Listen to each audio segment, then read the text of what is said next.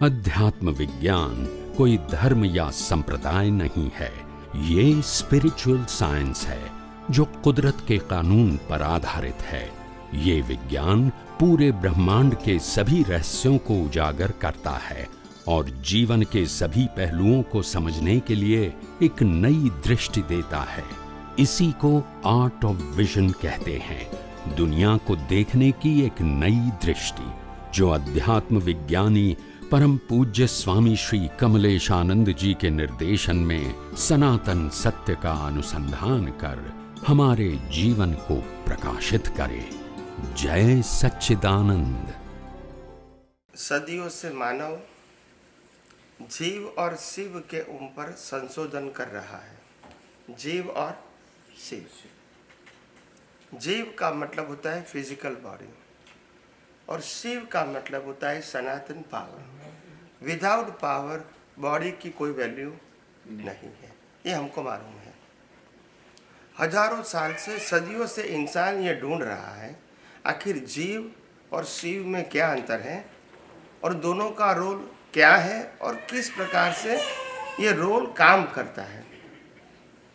आज भी वैज्ञानिक इतने तक तो पहुंच गए कि गॉड को तो नहीं मानते हैं एज अ सोल, पर गॉड पार्टिकल शब्द तो स्वीकार किया, गॉड पार्टिकल। तो एक अच्छी बात है। और दूसरी बात यह है कि मैंने कहा कि ये जो भौतिक विज्ञान है और आध्यात्म विज्ञान है, उसमें कोई ज़्यादा फर्क नहीं है भौतिक और आध्यात्म में। भौतिक विज्ञान 5 तत्वों को स्वीकार करता है: जड़, motion, stability, time and space. ये 5 को वो स्वीकार करता है और उससे ही पूरी सृष्टि बनी हुई है और चलती है, with the help of all 5 elements. तो ये भौतिक साइंस में सभी साइंटिस्ट इसको फंडामेंटली एक्सेप्ट करते हैं, इसमें कोई क्वेरी या क्वेश्चन नहीं है। और अभी तक जितने रिसर्च हुए भौतिक विज्ञान में, इसके बेस पर ही हुए हैं, ये 5 तत्वों के बेस पर ही हुए हैं। और जो अध्यात्म है, अध्यात्म विज्ञान, भौतिक विज्ञान और अध्यात्म विज्ञान। अध्यात्म विज्ञान ये हजारों सालों से हमारे ऋषि मुनियों, साधु संत, सन्यासियों की ये खोज है। और इसीलिए अध्यात्म को विज्ञान शब्द बताया, धर्म नहीं बताया। सो साइंस मतलब you are talking about the permanent and universal. Religion मतलब you are talking about the view point and particular individual. It is not for, no, it is not for all.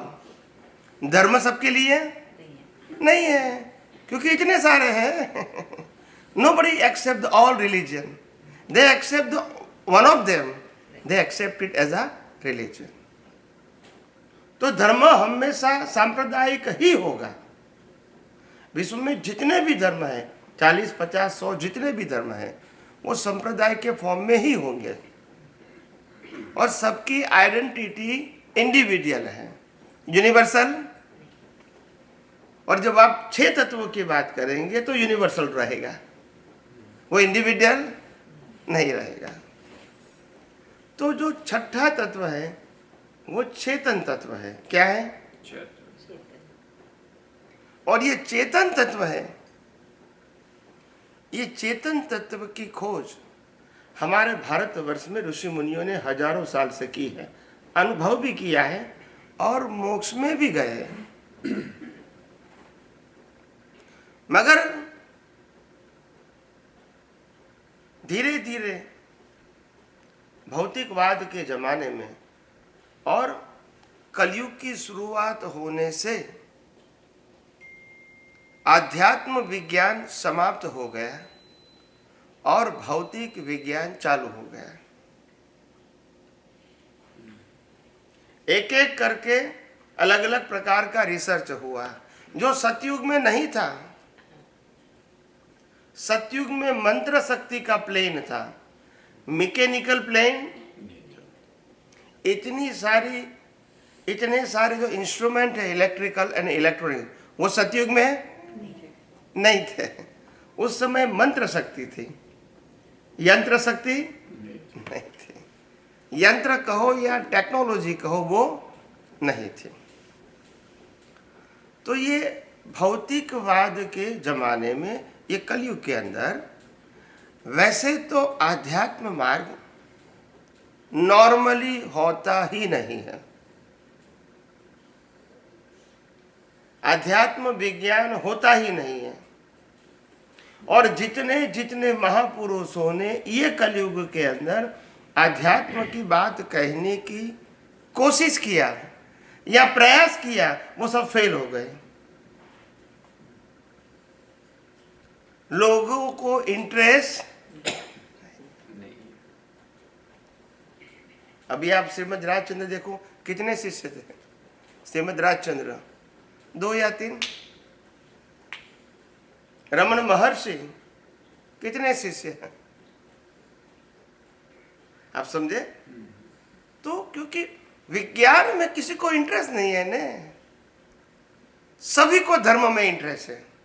और कल मैंने बताया धर्म का मतलब पाप, पुण्य एंड प्रायश्चित। पुण्य करो, पाप नहीं करो, और पाप हो जाए तो प्रायश्चित करो, तो बैलेंस क्या रहेगा? पुण्य रहेगा।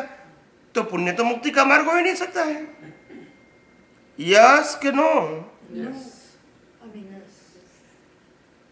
समझ में आया?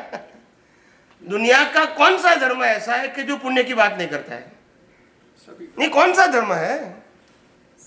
कोई पाप की बात करेगा? कोई भी धर्म की बात करता हूं, पाप की बात करेगा? कोई साधु संत सन्यासी पाप की बात करेगा कि तुम पाप का उपार्जन करो? पुण्य का ही करो, और पाप हो जाए तो प्रायश्चित करो।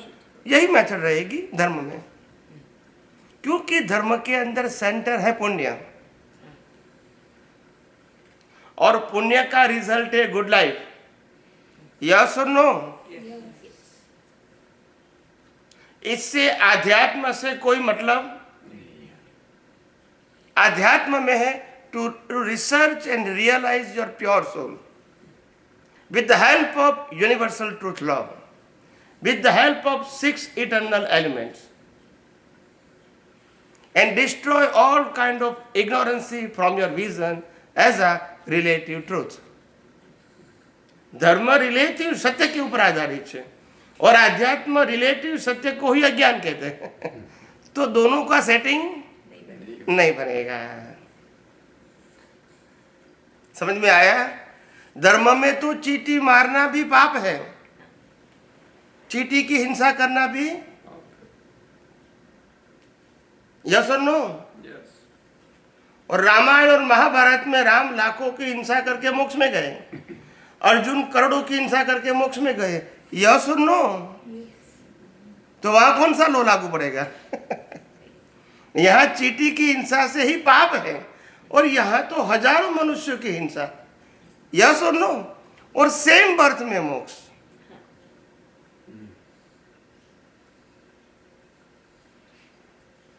करेक्ट? इसके आगे जैन धर्म के 24 तीर्थंकर भगवान, उसमें से 3 तीर्थंकर भगवान 16, 17, 18, शांतिनाथ, कुंथुनाथ, अरनाथ, ये 3 तीर्थंकर चक्रवर्ती के रूप में जन्मे। कौन से फॉर्म में? Shantinath, Kunthunath, Arnath, the Digambar, they believe more. आप समझे? ऋषभदेव भगवान की मूर्ति कम होगी, किसकी ज्यादा होगी? नहीं, शांतिनाथ, कुंथुनाथ तो अरनाथ, मगर मैं ऋषभदेव भगवान की फैमिली की बात करता हूँ। नहीं, वो तो ऋषभदेव भगवान नहीं मानो, दिगंबरों में होती है। 2 भाई जिसने दीक्षा नहीं लिया था वो कौन? 2 नाम बोले, बाहुबली। बाहुबली की मूर्ति होगी दिगंबर में खड़े हैं और 16, 17, 18 की होगी majority. They believe in up 24 तीर्थंकर, पर मेजोरिटी उनको रखेंगे क्योंकि बाहुबली भी बहुत शक्तिशाली थे और शांतिनाथ, कुंथुनाथ, अरनाथ भी चक्रवर्ती थे और तीर्थंकर दोनों थे। पहले चक्रवर्ती, बाद में तीर्थंकर। तीर्थंकर के बाद चक्रवर्ती नहीं होते हैं, चक्रवर्ती के बाद तीर्थंकर होते हैं। तो ये तीनों तीर्थंकर चक्रवर्ती के रूप में जन्म लिया एंड लास्ट बर्थ था उसका। और चक्रवर्ती का पद तब मिलता है जब 6 कॉन्टिनेंटल के ऊपर विजय प्राप्त करना होता है। 6 कॉन्टिनेंटल, कंट्री नहीं, यानी पूरे भारतवर्ष के पूरे भरत क्षेत्र के अंदर उनकी हुकूमत होगी और कोई कॉम्पिटेंट रहेगा ही नहीं। एक ही रूल्स एंड रेगुलेशन मतलब ऑल 6 कॉन्टिनेंटल। और आप समझ सकते हैं कि 6 कॉन्टिनेंटल के ऊपर विजय प्राप्त करने के लिए साम दाम दंड भेद क्या नहीं किया होगा। यस के नो? सेम बर्थ में तीर्थंकर और सेम बर्थ में मोक्ष। मैं हिस्टोरिकल प्रूफ बोलता हूं, this is not my view point. समझ में आया? यहां इंपॉर्टेंट बात है कि what is the meaning of spiritual. धर्म में ऐसा नहीं हो सकता है।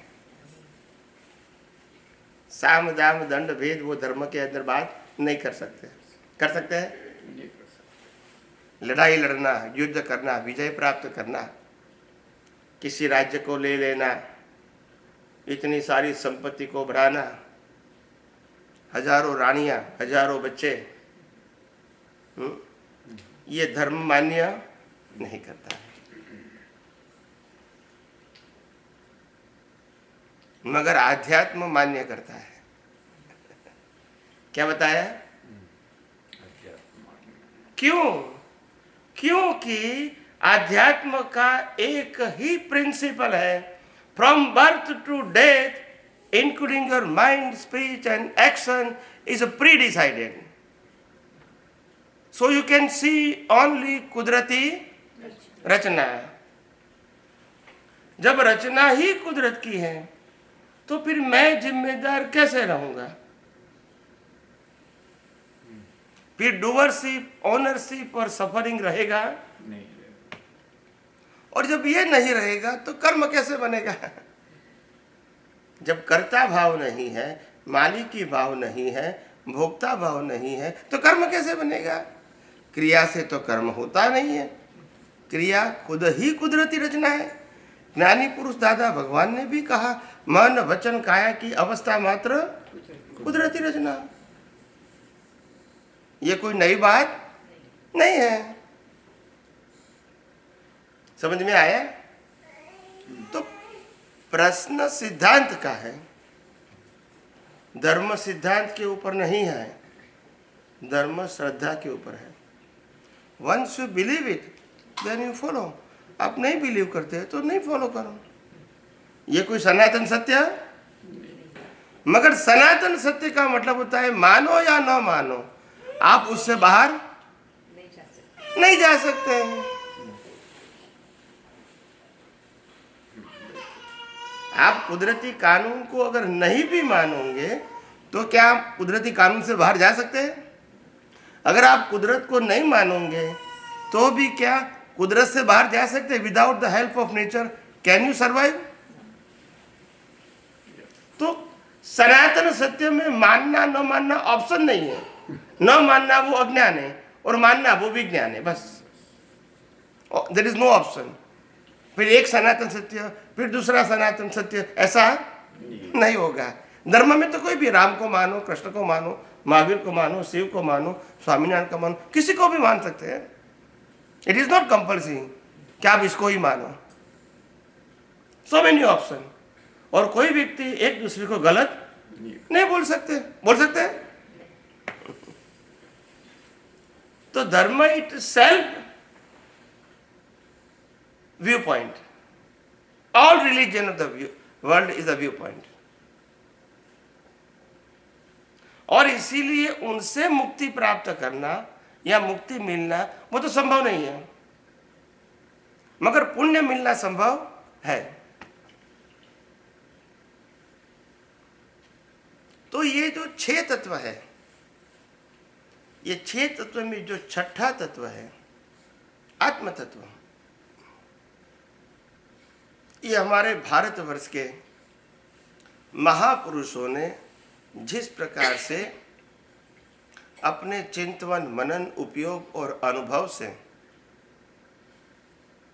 आत्मा की अनुभूति किया और विश्व को बताया, आत्मा की शक्ति ही सर्वोपरि है।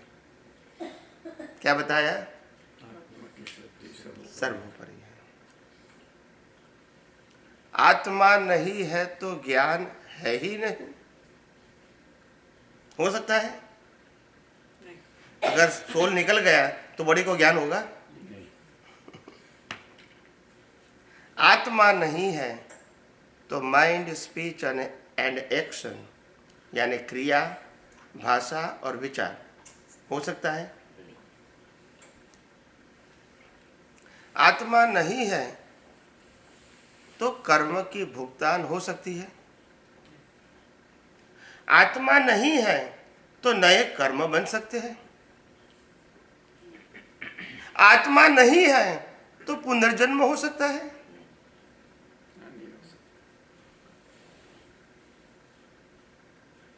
और आत्मा नहीं है तो मोक्ष हो सकता है। तो there are so many reason the soul is there. भले अनुभव नहीं किया है मगर आत्मा है, उसका बहुत प्रूफ है। ये शरीर जब तक कर्म की भुगतान करता है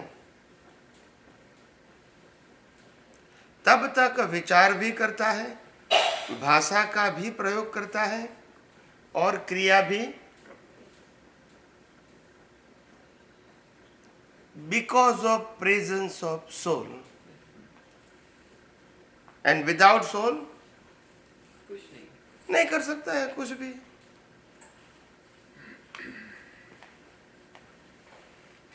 तो ज्ञान गुण वो आत्मा में,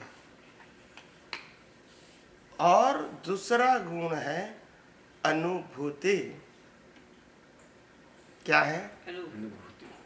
जड़ को अनुभूति। तिजोरी के अंदर आपने 100 kg गोल्ड रख दिया तो तिजोरी को आनंद हुआ होगा, मगर तिजोरी के मालिक को क्योंकि फील कौन करेगा? तिजोरी करेगी? जो फील करेगा वही तो एंजॉय करेगा। तो विदाउट सोल ज्ञान नहीं होता है, अनुभूति नहीं होती है। भले वो अनुभूति रिलेटिव सत्य की है या सनातन सत्य की है, विदाउट सोल अनुभूति पॉसिबल नहीं, कोई भी प्रकार की। और इसीलिए आत्मा की अनुभूति के लिए अभी ये मोस्ट इंपॉर्टेंट बात है। दुनिया में जिसको ज्ञान कहते हैं,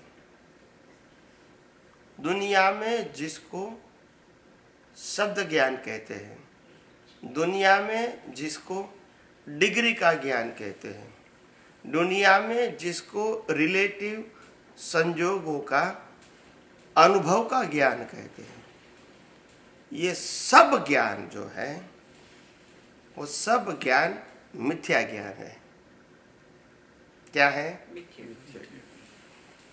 मिथ्या मतलब गलत नहीं, मिथ्या मतलब संसार चलाने का ज्ञान, चारों गति में घूमने का ज्ञान, चारों गति से मुक्ति पाने का ज्ञान नहीं।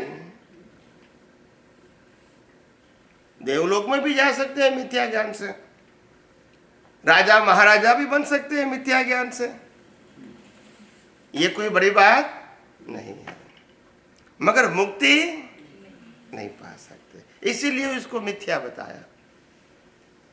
मिथ्या मतलब गलत नहीं, मिथ्या मतलब संसार में घूमने का ज्ञान चारों गति में। और सम्यक का मतलब है चारों गति से मुक्त होना, वो सम्यक ज्ञान है, वो मुक्ति का ज्ञान है। तो दोनों का रूल्स एंड रेगुलेशन एक हो सकते हैं इसीलिए कहा धर्म में अध्यात्म नहीं है और अध्यात्म में धर्म नहीं है। और कल मैंने बताया था विस्तार से, धर्म का मतलब format, follow the format, and format का थीम क्या है, ये फॉलो करने से क्या होगा, पुण्य, पाप एंड प्रायश्चित, ये थीम है। That is the circle of all religion. उससे ऊपर आप नहीं जा सकते थ्रू द रिलीजन, कोई भी। इससे ऊपर जाना है तो आपको यूनिवर्सल ट्रूथ जानना पड़ेगा। स्वामी जी, एक मिनट। तो इसके अंदर ज्ञान शब्द जो मैंने बताया, ये दुनिया में जितना भी ज्ञान शब्द का प्रयोग होता है, चाहे वो शास्त्र ज्ञान है, चाहे वो क्रिया का ज्ञान है, चाहे वो प्राप्ति का ज्ञान है, चाहे वो डिग्री है, चाहे वो सिद्धि है, और चाहे कोई भी प्रकार की मेमोरी है, ये सभी प्रकार का सामाजिक ज्ञान है, ये सब प्रकार का ज्ञान जो है, धार्मिक ज्ञान भी आ गया, ये सब प्रकार का जो ज्ञान है वो प्राप्त करना पड़ता है। क्या करना पड़ता है? और इसके लिए एफर्ट की भी जरूरत है। मेहनत है। समझो, ध्यान से समझो, मैं बहुत माइक्रो बात करता हूं, एज अ साइंटिस्ट आपको काम में आएगी। संसार में जितने भी प्रकार के ज्ञान हैं वो मेहनत से प्राप्त कर सकते हैं।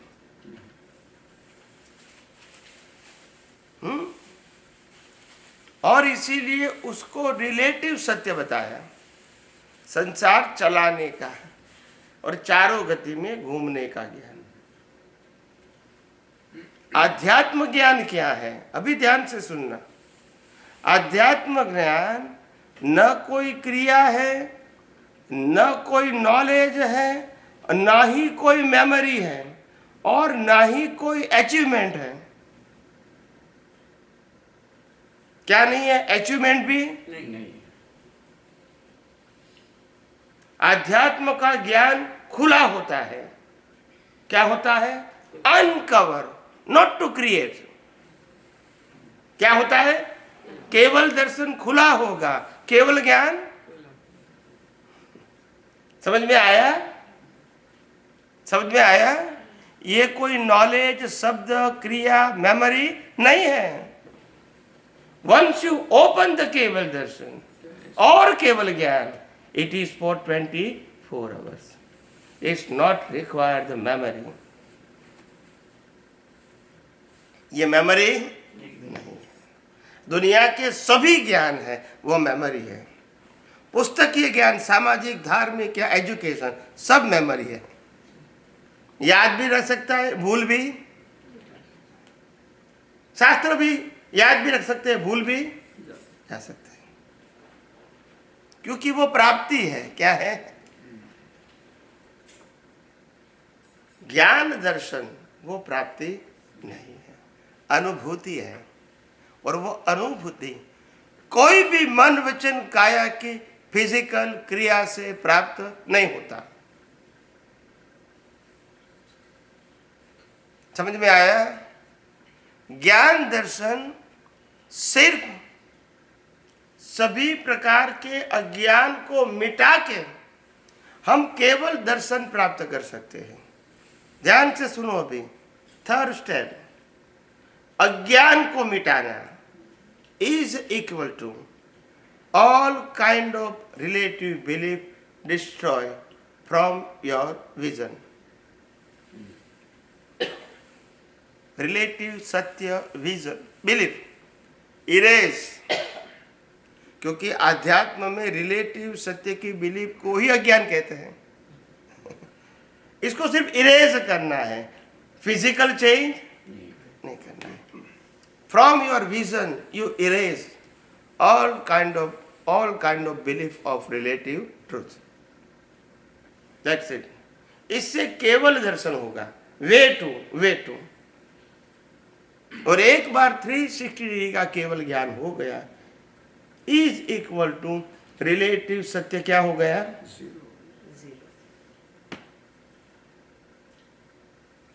और रिलेटिव केवल दर्शन के लिए तो दृष्टि का पुरुषार्थ है, दृष्टि का पुरुषार्थ, मन वचन काया का नहीं।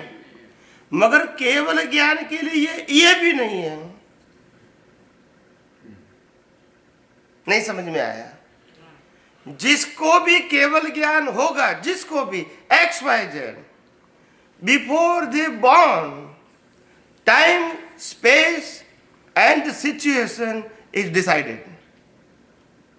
Now you understand? जो चीज डिसाइडेड है, इसको पुरुषार्थ कहोगे या रिजल्ट कहोगे? तो उसके लिए प्रोसेस की जरूरत, समझ में आया? केवल ज्ञान में कोई मेहनत नहीं, केवल दर्शन में दृष्टि का पुरुषार्थ, और संसार चलाने के लिए मिथ्या ज्ञान, मिथ्या दर्शन का उपयोग। ये 3 कैटेगरी समझ में आई? और मिथ्या ज्ञान, मिथ्या दर्शन का शॉर्ट फॉर्म कहोगे तो value of relative truth, value of. और सम्यक ज्ञान, सम्यक दर्शन का अगर शॉर्ट में कहना है, वैल्यू ऑफ यूनिवर्सल ट्रूथ। खत्म होगी बात। फिर व्यू पॉइंट सब देख रहेगा नहीं रहेगा।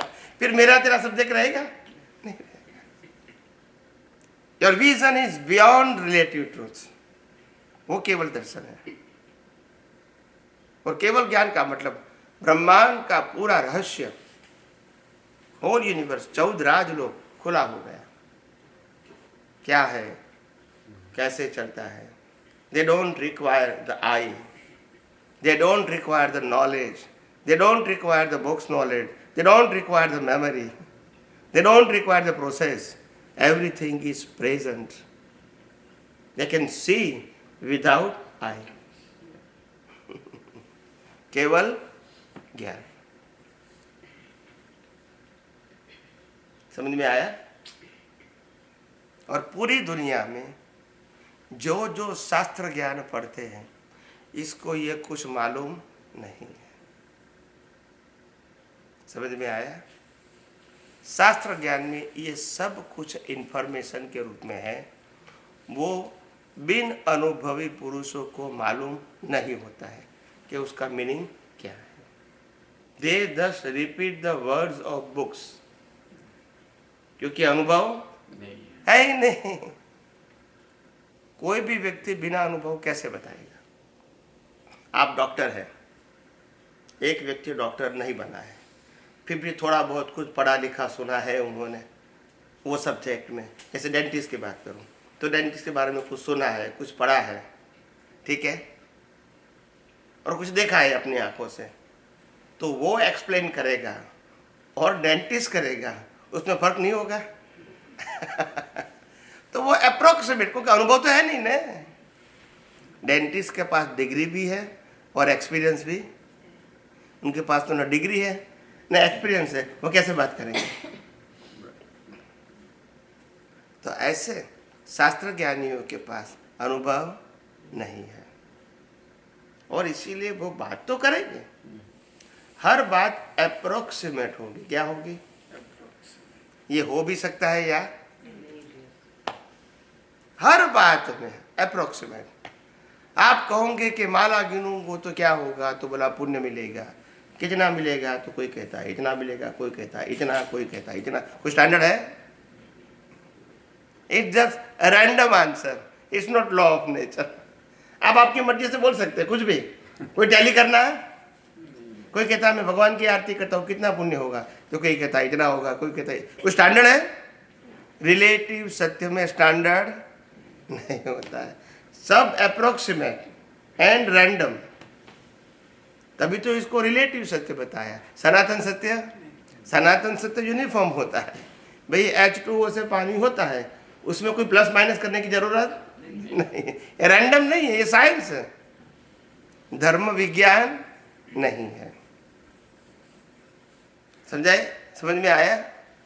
एक कहता है कि मैं राम की आरती करूंगा तो पुण्य होगा, दूसरा कहता है मैं कृष्ण की आरती करूंगा तो पुण्य होगा, तीसरा कहता है मैं महावीर की करूंगा तो पुण्य होगा, चौथा कहता है मैं शिव की करूंगा तो पुण्य होगा, पांचवा कहता है मैं सिमंदर स्वामी की आरती करूंगा तो पुण्य होगा। यस के नो? तो who is wrong and who is right? Everybody right. And still it is not uniform, it's a view point. Yes और नो? और कितना पुण्य होगा, इज देयर एनी मेजरमेंट? और आध्यात्म के अंदर पाप पुण्य दोनों का निषेध है, तो ये सब्जेक्ट यहां नहीं। समझ में आया? આધ્યાત્મમાં પહોંચવા માટે આવી રીતના પૂછવા માટે કેવા પુણ્યની જરૂર પડે? પુણ્ય તો જોઈશે. જ્ઞાની પુરુષનો ભેટો થવો એ પણ પુણ્ય, પુણ્યાનુબંધી પુણ્ય હોય તો થાય. તીર્થંકરોના દર્શન એ પણ પુણ્ય. પણ કેવું, કઈ રીતનું એ પુણ્ય બંધાયું, કેવા પ્રકારનું? પેલું સંસાર બાજુ લઈ જનારું હોય પુણ્ય, અને આ પુણ્ય જે જ્ઞાની પુરુષને ભેટો કરાવે, તીર્થંકરી આવે, અધ્યાત્મનો સ્વસ્તો બતાવનારા જ્ઞાની મળે, એ બાજુ ચાલવાનો સંજોગ મળે, કારણ કે મન વચન કાય સાધન જ છે. હવે એ ચાલવાના સંજોગ કઈ રીતે બંધાયા હોય તો કે આ સંજોગ આવીને ઉભો રહે? કોઈ પણ રીતે માર ખાઈને અનુભવી જ્ઞાની પ્રાપ્ત થાય એવો ભાવ કરે, અનુભવી, ભલે ખબર નથી, અનુભવી જ્ઞાની પ્રાપ્ત થાય તો એને અનુભવી જ્ઞાની પ્રાપ્ત થાય. તો કેવો માર ખાય? આ બધું કરી કરીને તપ કરે, જપ કરે, માળા ગણે, ઉપવાસ કરે, ચાલીને યાત્રાઓ કરે, પછી કે મળ્યું શું? માટે અનુભવી જોઈએ. આ તો બધા ચોપડીઓ વાળાએ કીધું, કર્યા કર્યું, કોઈ જવાબ મળ્યો નથી. પછી નક્કી કરે કે અનુભવી મળે, કેવા એને ખબર નથી, પણ ભાવ તો કરી શકે ને. ખ્યાલ આવ્યો? ભાવે ભાવના ભાવીએ, ભાવે દીજે દાન, ભાવે ધર્મ આરાધીએ, અને ભાવે કેવળ જ્ઞાન. એટલે ભાવ કરે છે એટલે જ્ઞાની પુરુષ મળે ને. ખ્યાલ આવ્યો? પણ ડેવલપમેન્ટ ના હોય તો સમજાય? સમજાયું? આ ફર્સ્ટ, પછી સેકન્ડ સ્ટેપ. જ્ઞાની મળવા એ સારી ક્વોલિટીનું પુણ્ય હોય તો મળે, ઇટ ઇઝ ઓકે. પણ એમની વાતો ડેવલપમેન્ટ હોય તો જ સમજાય. સમજાય છે? ભગવાન મહાવીરની પાછળ પ્રત્યક્ષ ગોશાલો ફરતો હતો તોય ના સમજી શક્યો. ના, પણ ભગવાન મહાવીર તો હતા જ ને, એ તો ઊંધા નતા ને. એમના વાઈફે ક્યાં સમજી શકેલા ભગવાન મહાવીર? સમજાય છે? એટલે એના માટે ડેવલપમેન્ટ જોઈએ. મળવું તે પુણ્ય છે, પણ સમજવું એ ડેવલપમેન્ટ છે. ડેવલપમેન્ટ કેવી રીતે થાય? ડેવલપમેન્ટ માણસનું કેવી રીતે થાય, મનુષ્યનું? હા, ડેવલપમેન્ટ માણસનું કેવી રીતે થાય તો કે જેમ જેમ આ સંજોગોમાં સાર કાઢતા આવડે કે આફ્ટર ઓલ એચીવ શું કરવાનું ઇન માય કરંટ લાઈફ, એ સાર કાઢતા આવડવું જોઈએ. ત્યાગની જરૂર નથી, સારની જરૂર છે. સારને એક્સપિરિયન્સ કહેવાય છે, ત્યાગને એક્સપિરિયન્સ નથી કહેતા. ત્યાગથી પુણ્ય બંધાય અને સારથી ડેવલપમેન્ટ થાય. ખ્યાલ આવ્યો? એટલે સાર કાઢતા આવડવું જોઈએ કે અંતે આ પ્રોસેસ જે મારા જીવનમાં બની, એચીવ શું કર્યું એ સાર કાઢ્યો કહેવાય. સમજાયું?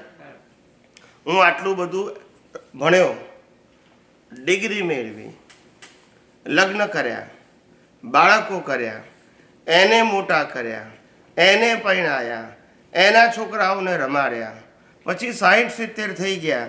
હવે મેં આ પ્રોસેસમાં એચીવ શું કર્યું? ઘસારો શરીરનો ના, એચીવ શું કર્યું? કશું જ નહીં, બધું એટલે એને ખબર પડે કે કશું નહીં માટે કરવાનું છે. આ આખી લાઈફ કશું નહીં માટે છે. છતાં પોતાનું કોઈ થાય નહીં. એ સાર કાઢતા આવડવો જોઈએ. હાડકા ઘસાઈ જાય, શરીર ઘસાઈ જાય. આપણે દાદા ભગવાન શું કહે છે કે ભાવના કરશો તો ભાવ કરવો પડશે. શું? ભાવના કરો તો ભાવ કરવો પડશે.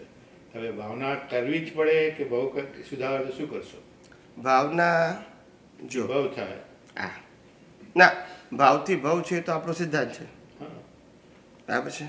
ભાવના તો 5 આજ્ઞાની ભાવના કરવી પડે, સત્સાધનની ભાવના કરવી પડે, નવકલમની કરવી પડે, સિમંદર સ્વામી પાસે જવાની ભાવ. હવે જવાબ આપું છું, વચ્ચે બોલશો નહીં. બધું હા. સાંભળું છું. તમે જમ્પ ના મારશો. હું તમને લિસ્ટ ગણાવું છું. લિસ્ટ ખ્યાલ આવે ને? બધું જે એમને કીધું છે તે મેં કીધું છે એ નહીં. એમને એ બી કહ્યું છે ને ભાવના ભાવ કરે. આપણે આજ એમને કીધું છે ને, આ મેં નથી કીધું ને. હું એમને કીધું તે જ કહું છું. એટલે તમને ખબર પડવી જોઈએ. ખ્યાલ આવ્યો? જ્ઞાની મળે એવી ભાવના, તીર્થંકર મળે એવી ભાવના, મહાવિદ્ય ક્ષેત્ર મળે એવી ભાવના, નવકલમની ભાવના, 5 આજ્ઞાની ભાવના. ખ્યાલ આવી ગયો? અને વારંવાર સત્સાધન કરવાની ભાવના, સંભાવ્ય નિકાલ કરવાની ભાવના, 5 આજ્ઞા પાળવાની ભાવના. આ બધી એમને જ કીધી છે. યસ કે નો? બરાબર. જેને આપણે પુરુષાર્થ કીધો. ખરેખર અક્રમ વિજ્ઞાનમાં શું કીધું એને? પુરુષાર્થ. પુરુષાર્થ. યસ. મોક્ષ માર્ગને લાયક અને સહાયક સંજોગો અમને પ્રાપ્ત થાય એ પણ ભાવના જ છે. હા, એ ભાવનાની અંદર કોઈ particular, it is an intention. This bhavana is subject to your intention, not particular circumstances. મારે મહાવિદ્ય ક્ષેત્ર જોઈએ, મારે સિમંદર સ્વામી જોઈએ, મારે નવકલમનું ચારિત્ર જોઈએ નહીં. મારે મોક્ષ માટે લાયક અને સહાયક સંજોગો જોઈએ. કેવા? You decided. That is my prayer and you decided as a nature. કારણ કે મારા કોઝની ઇફેક્ટ તારે આપવાની છે. પણ પેલી બધી ભાવનાઓ ભાવે છે, એમાં પુણ્ય બધું વપરાય ના છે. મારે મહાવિદ્ય ક્ષેત્ર જવું છે, સિમંદર સ્વામીને મળવું છે, કે જે કર બધા નવકલમોમાં પ્રકૃતિ એ રીતની હોવી જોઈએ. હવે આ બધાની પ્રકૃતિ તમે જે દાખલા આપો છો, કૃષ્ણ ભગવાનની, અર્જુનની, જે ક્ષત્રિય હતા બધા, રામ ભગવાનની, એ બધા ક્ષત્રિયો લડી લડીને જ ગયા છે. હવે એ પ્રકૃતિની પહેલા ભાવના ભાવીએ છે. નહીં, સંજોગ એટલે કર્મ તો બાદ જ હશે. આપણે પહેલા બંધાયા જ હશે ને. એ તો કહું છું. હું મુખ્ય શું કહું છું કે આ બધી ભાવના દાદા ભગવાનને કેમ આપવી પડી? કારણ કે ક્વોલિટી નથી આની ઉપર આ ઉઠવાની. વિજ્ઞાન ના સમજાવ્યું એટલા માટે આપવી પડે. એટલે સ્ટેપ્સ આપી દીધા કે આ રીતે ચાલો, અને પછીથી જાય તને સમજાય કે આ તો ખાલી સાધનો થાય. કારણ કે સૌ સાધન બંધન થાય, રહ્યો ના કોઈ ઉપાય. સત સાધન સમજાવી ના પછી શું? ત્યાં બંધન શું જાય? આ બંધન શું જાય? ક્યારે આવે? સત સાધન ઓનલી.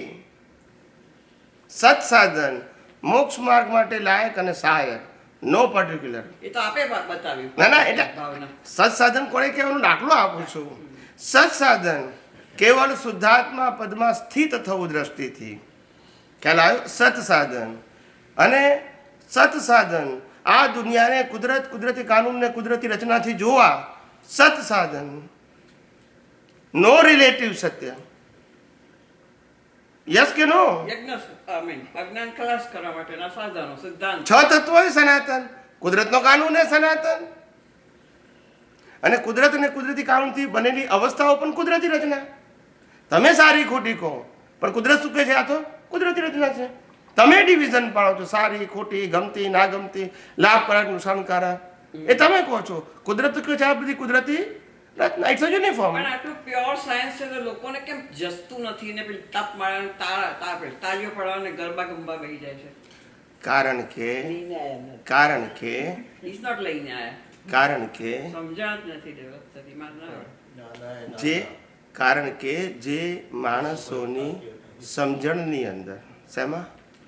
સમજણની અંદર આડાઈ લઈને આવ્યા છે. શું લઈને આવ્યા છે? આડાઈઓ. એ આડાઈ એને નડે છે. શેની આડાઈ છે? તો કે છે બાઉન્ડ્રી. શેની? બાઉન્ડ્રી. કુંડાળું.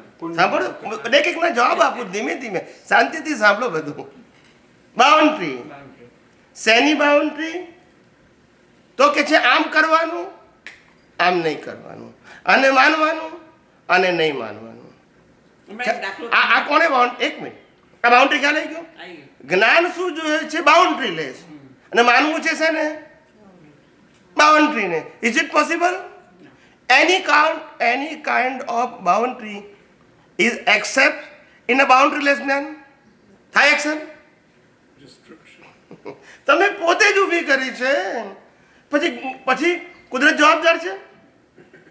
તમે નક્કી કર્યું કે આમ થવું જોઈએ, આ જ વ્યક્તિ, આ જ સ્થાન, એ કોણ નક્કી કર્યું? પોતે જ નક્કી કર્યું. એ બાઉન્ડ્રી થઈ કે બાઉન્ડ્રી લેસ થયું? બાઉન્ડ્રી આખી. તમે નક્કી કરશો કે મારે મોક્ષ માર્ગ માટે લાયક અને સહાયક શું છે? બાઉન્ડ્રી છે કોઈ? ના. હવે કુદરત જે આપે તે મારે મોક્ષે જવું છે. ખ્યાલ આવ્યો? હું શું કામ ડિમાન્ડ કરું? મેં નરક ગતિ જેવા કર્મ બાંધ્યા હશે તો નરક ગતિ માગવી પડશે. નડશે ઓટોમેટિક રિઝલ્ટ. ત્યાં સમજણ પડે છે, અહીં નથી પડતી. ત્યાં જ આડાઈ નડે. કે મેં નરક ગતિના કર્મ બાંધ્યા હશે તો નરક ગતિ નહીં મળે, મારે માગવી પડશે. એમ મેં મોક્ષ માર્ગ માટે લાયક અને સહાયક કર્મ બાંધ્યા હશે તો મને મોક્ષ માર્ગ માગવો પડશે કે મળશે? રિઝલ્ટ. તમે શું કહેતા? દાદા એટલે તમે શું કહેવા માંગો છો ભરતભાઈ? ભૂલી ગયા ને? ઠેકાણ પડી ગયું? કઈ વાત નહીં. એટલે દરેક મેં કીધું ને પોતાની જ બાઉન્ડ્રી છે. શું છે? પોતાની. એમાં કોઈ શું કરે? હવે એક incident અને ખાલી નામ બીજું વગેરે બીજું બીજું બીજું બધું સાંભળો. બીજું શ્રીમદ રાજચંદ્રજીએ કહ્યું, દાદા ભગવાને પણ કહ્યું હતું, પછી પણ શ્રીમદ રાજચંદ્ર તેમના પત્રમાં લખ્યું છે કે લોકો અમે જ્યાં જતા હતા ત્યાં કાકડી ચારો કરતા હતા. બરાબર છે? અને એમના શબ્દો કહું છું, અમારી ઠેકડી ઉડાવતા હતા. ત્યાં પૂર્વ વિરાધક જીવો અત્યારે ભેગા થયા અને અત્યારે પણ એ જ વિરાધનાને સપોર્ટ કરે છે. આજે ઉદય કર્મ છે પણ સિગ્નેચર કરે છે કે આ બરાબર કર્યું છે, એટલે પાછું એ વસ્તુ થશે, પાછું કેરી ફોરવર્ડ. કેરવર્ડ પર થશે. આને કહેવાય શું કહેવાય? બાઉન્ડ્રી. બાઉન્ડ્રી. અંતરાય. ખ્યાલ? આપણે બાઉન્ડ્રી, અંતરાય શબ્દ બરાબર છે, તો બાઉન્ડ્રી એ કોને ઊભી કરી? પોતે. પછી કે દાદા ભગવાન તો અહીંયા હતા પણ મને ના મળ્યા. પણ કઈ રીતે મળે? બાઉન્ડ્રી કોને બાંધી? ખ્યાલ આવ્યો શું કહું છું? તે જ બાઉન્ડ્રી બાંધી છે એનું કુદરત રિઝલ્ટ આપ્યું. હવે બાઉન્ડ્રી તોડે નહીં. તું વ્યક્તિ વિશેષ ઉપર ગયો. સમજાય છે કે નહીં? એ બાઉન્ડ્રી બાંધી. એ જ છે બધે જ્યાં જ્યાં ગ્રુપો ઉભા થયા છે એ જ છે ભરતભાઈ. સમજાયું? દાદા જ્ઞાન દર્શનનો એમ પટેલનો સબ્જેક્ટ નથી. દાદાને છોડીને તમે બીજું પકડવા જાઓ બીજું એટલે? boundary ગઈ તમારી. બીજું એટલે દાદાએ બતાડ્યું તો ખોટું જ. તે તમે બોલો તો સમજાવશે. દાદાએ બતાડ્યું છે પછી હા. આપણે બીજી બધી શોધવા જઈએ એટલે ક્યાં જઈએ આપણે? તો દાદાએ બતાડ્યું છે ખોટું. પણ તમે સમજાવો ને દાદાએ શું બતાવ્યું સમજાવો તો. તમને શું સમજાવ્યું? એમાં બતાડેલું હમ. એ સમજીને ચાલો તમે હમ. તો ગાડી તમારી બરાબર જવાની. બરાબર. ના વાંધો નહીં, ઇટ્સ ઓકે, વાંધો નહીં. એટલે હમણાં અડાલતથી મારી પાસે એક ભાઈ આવ્યા હતા અને એમને દાદા ભગવાન વિશે વાત કરી.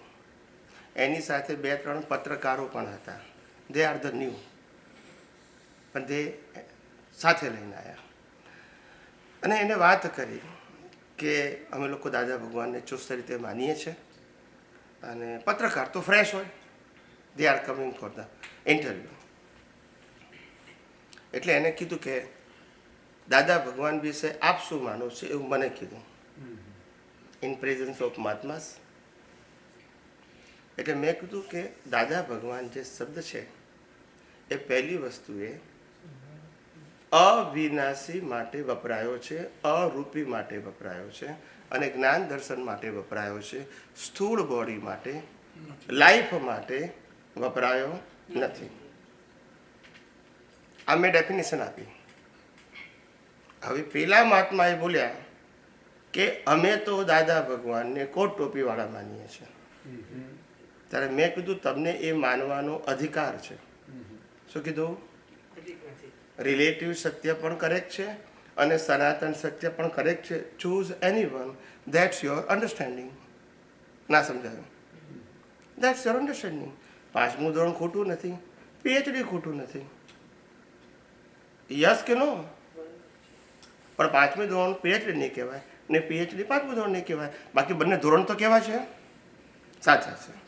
ત્યાર પછી એ ભાઈએ આર્ગ્યુમેન્ટ કર્યું, પેલા ભાઈએ, મહાત્માએ, કે દાદા ભગવાનને અમે જ્યારથી, એ લોકો નથી મળ્યા પ્રત્યક્ષ, દાદા ભગવાનને જ્યારથી અમે જાણ્યા, માન્યા, સમજ્યા પુસ્તક દ્વારા અને સત્સંગ દ્વારા, ત્યારથી અમે તો આ રીતે જ માનીએ છીએ. તો અમારી ભૂલ ક્યાં છે? એને પછી ઓપનલી પૂછ્યું. એને ખ્યાલ આવી ગયો કે આપણે જે બોલીએ છીએ અથવા માનીએ છીએ એમાં કોન્ટ્રાડિક્ટ છે. એટલું એને સમજણ પડી ગઈ અને ઓપન માઇન્ડ નો હતો એટલે વાત તો ખ્યાલ આવી ગયો કે આપણામાં કન્ફ્યુઝન છે, ક્લેરિટી નથી. આપણે રોંગ રાઇટનો શબ્દ નથી, પણ જે કંઈ માનીએ છીએ એમાં કન્ફ્યુઝન છે. હું કોઈને ઠોસ કહું છું તો કહી શકતો નથી કે છે. એટલે પછી મેં કીધું કે આમાં આપણાથી ભૂલ ક્યાં થઈ કે જ્ઞાની પુરુષ દાદા ભગવાન અને દાદા ભગવાન જે એમ પટેલ હતા તે આ બંને જુદા છે. એ એમ પટેલને જ્ઞાની પુરુષ કહેવાય. જ્ઞાની પુરુષનો જન્મ, જીવન અને મૃત્યુ હોય. દાદા ભગવાનનો જન્મ, જીવન, મૃત્યુ ના હોય. યસ કે નો? 100%. આ લાઇન ઓફ ડિમાર્કેશન. જ્ઞાની પુરુષ કોટ ટોપીવાળા હતા, દાદા ભગવાન કોટ ટોપીવાળા નહીં. પણ એ દાદા એક મિનિટ, એક પૂરું કરા દો મને. તમને હું જ્યારે કહું ત્યારે પ્રશ્ન પૂછું ત્યારે મૌન થઈ જાય છે. એનો જવાબ આપું ત્યારે કમ્પ્લીટ તો થવા દો. તમારા બધા પ્રશ્નોના જવાબો સીલ થઈ જશે. સીલ ખ્યાલ આવી ગયો કે તમે કશું કહી શકશો મોડબાન. નહીં.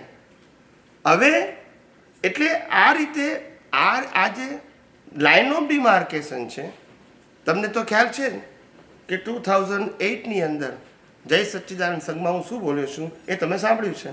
એમ આઈ રાઈટ? કોઈએ વિરોધ કર્યો તો? ઓકે. તે વખતે આ જ કીધેલું કે તમારી ભૂલ ક્યાં થાય છે? તમે દાદા ભગવાનને જ્ઞાની પુરુષ બેને એક કરી નાખ્યા. અમે પહેલાંય કીધેલું ભૂતકાળમાં કે રામકૃષ્ણ મહાવીર ભગવાન નથી, પણ રામકૃષ્ણ મહાવીરની અંદર ભગવાન છે. જેનો જન્મ, જીવન, મૃત્યુ થાય એ ભગવાન ના હોય અને એ મોક્ષે પણ ના જાય. એમ આઈ રાઈટ ઓર રોંગ? પણ તમારે રામકૃષ્ણ મહાવીરને ભગવાન માનવું હોય બા રિલેટિવ પોઈન્ટ તો કરેક્ટ છો. એમાં આપણે ક્યાં ના પાડીએ છીએ? પણ રિલેટિવ સત્ય, સનાતન સત્ય, દેટ્સ ઇટ. એટલે રિલેટિવ સત્ય માનવાનો અધિકાર છે, પણ that is your level of understanding. એમાં આપણે શું કરીએ? આપણે કહી દઈએ કે તમે ખોટા છો. એને સમજવાનું છે ને. હું 5મા ધોરણમાં ભણું છું એ અલ્ટિમેટ નથી. એ મારે સમજવાનું કે આગળવાળો મને કહે? મારે સમજવાનું કે આ જ્ઞાન સાચું છે, પણ અલ્ટિમેટ મારે આગળ જવું એ પોતાને સમજવાનું છે. પણ પોતે એમ કે 5મું ધોરણ મારા માટે અલ્ટિમેટ છે, તો કોઈ શું કરે? તો કોઈ શું કરે? એટલે પ્રશ્ન દાદા ભગવાન અને જ્ઞાની પુરુષ આજે છૂટા પડવા જોઈએ, તે આપણી સમજણમાં છૂટા ના પડ્યા અને માટે આ પઝલ થયો. એટલે ઘણી વખત જ્યારે જ્યારે સત્સંગો થયા છે અને પ્રશ્નના જવાબો આપ્યા છે ત્યારે ફિયાસ્કો પણ થયો છે. કારણ કે તમારી પાસે ડ્યુઆલિટી છે. જ્યારે તમને કોઈ એવું પૂછે, દાદા ભગવાનને ગયા પછીની વાત કરું છું, આપતા પુત્રોની વાત, ત્યારે તમે એમ કહો છો કે અમે બધા વી ફોલો ધ દાદા ભગવાન. બરાબર છે? એમાં તો કોઈ ક્વેરી નથી. હવે તમને કોઈ કહે છે કે દાદા ભગવાન કોણ, તો તમે કહો છો મહીવાળા. સાંભળજો બરાબર, મહીવાળા, બારવાળા નહીં. પછી કોઈ એમ કહે છે કે જન્મ જયંતિ, ગુરુ પૂર્ણિમા, પુણ્યતિથિ કોણે ઉજવા છો, તો કે બારવાળા. બોલતા નથી. તો દાદા ભગવાન બે છે? છે જ ને. તાજ કોઈ ઊભું થાય કન્ફ્યુઝન. એટલા માટે કીધું કે આ ક્લેરિટી ના થઈ. જ્ઞાની પુરુષ જુદા, એનું લાઈફ છે, અને દાદા ભગવાન જુદા, જેનું લાઈફ નથી. આ જો સમજણ હશે તો તમારું ગાડું આગળ વધશે. બાકી તમે વ્યક્તિ વિશેષ માનશો તો નિવેડો આવશે. અત્યારે વ્યક્તિ વિશેષ જ થઈ ગયું છે. હવે જો કે ઇમ્પ્રુવમેન્ટ થયું છે, જ્યારે પણ થોડા ઘણા મેં સત્સંગ સાંભળ્યા આપતા પુત્રના, બાકી સાયન્સની વાત જ નથી હોતી. દાદા આમ હતા, દાદા આમ કર્યું, દાદા એ બધો ઇતિહાસ આખો. પણ એ જ્ઞાની પુરુષ થઈ ગયા, તમને લાભ મળ્યો. સાયન્સનો લાભ શું મળ્યો? કારણ કે પદ છે ને એમ પટેલ રૂપી મંદિર છે, એની અંદર પ્રગટ થયા તે પણ એ દાદા કીધું એ પણ સમજે છે કોણ એનો પ્રશ્ન છે ને. મંદિર હતું. હવે મંદિરને પકડી રાખે છે અને મૂર્તિને તો કઈ વાંધો નહીં, સમજાતી જ નથી. એટલે પ્રશ્ન દાદા ભગવાને નથી કહ્યું એ પ્રશ્ન એ વાત કરવાની નથી. આજે તમે શું સમજ્યા છો એની હું વાત કરું છું. અને દાદા એટલે ડોન્ટ કમ્પેર વિથ ધ દાદા ભગવાન વોટ સેઝ. જસુભાઈને પણ કહ્યું કે છેવટે અમને પણ શું છોડવા પડશે. પણ દાદાએ પોતે જ સત્સંગમાં ઘણીવાર મેં સાંભળેલું છે દાદાના મોઢે કે આ એ બોડી છે એ એમ પટેલ છે અને હું દાદા ભગવાન નથી, મારી અંદર જે પ્રગટ થયેલા છે એ દાદા ભગવાન મરી છે. જતા જે મસાણે વળશે હા, એ આમે બોલીશ પદમાં. જ્ઞાની પુરુષ હા, જ્ઞાની પુરુષ. અને મરતા નથી ને બળતા નથી તે દાદા દાદા ભગવાન. પદમાં લખ્યું છે, પણ લખ્યું છે એની વાત કહેતો નથી. એમને કીધું છે વાત, ભાઈ આજે લોકોના મગજમાં શું છે એની વાત કરું છું. એ પૈસું જોઈએ ને પાણી. એટલે મારે વાત શું કરવાની છે કે જ્યાં પઝલ છે એની વાત કરવાની હોય કે જ્યાં પઝલ નથી તેની કરવાની હોય. ત્યાં તો પઝલ છે જ નહીં.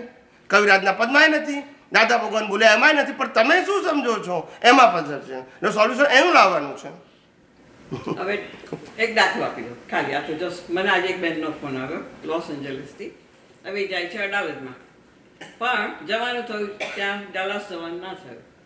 અને ગુરુ પૂર્ણિમા જ્યાં લોસ એન્જલિસમાં ઉજવાય છે ત્યાં ગયા. Local. એમને ભાવ થયો કે મને મારી પાસે છે અને ઉજવાય છે તો બધા મહાત્માઓ ભેગા થશે, દર્શન થશે, જાઉં. યસ, હવે ત્યાં જવા ગયા તો પેલા વડીલ બેઠેલા XYZ. સમજી ગયું સમજી. એની પાસે જઈને દર્શન કર્યા કે જય સચ્ચિદાનંદ, આપ કેમ છો? તો કે તમારે હવે નક્કી કરવાનું અહીંયા આવવું છે કે બીજે જવું છે. બીજે જવું હોય તો અહીંયા નહીં આવવાનું. બંધાય કે બાઉન્ડ્રી? સમજાવ્યું કાકા તમને શું કહેવા માંગુ છે? એ દાદા ભગવાન છે, દાદા છે, દાદા આવું ના બોલો. બોલાવવું જશે. ના ના એનો વાંધો નહીં. હવે અને એવું ક્યાં એમાં બહુ ક્યાં થાય છે? એમાં બહુ આપણે ઊંડા નથી ઊંડા નહીં કહેવા ઉતરવું. પડશે ઓકે, આપણે. આ તો ખાલી પોઈન્ટની દ્રષ્ટિએ. એટલે આપણું કામ શું છે કે કરેક્શન કરવાનું છે. આપણું કામ કમ્પ્લેન કરવાનું નથી, કરેક્શન. દરેકની સમજણમાં કંઈક મેચ્યોરિટી આવે. Complain નહીં, આ દાખલો ધેટ ઇઝ બન્યો ધેટ ઇઝ અને ધ લોકોને પર્પસ. ધક્કો આપણો વાગે પર્પસ છે. શું છે? કંઈક મેચ્યોરિટી તમે આવે. કીધું માર ખાતો ને દંડો માર્યો ને તો હવે ઠેકાણે આવી જાઓ.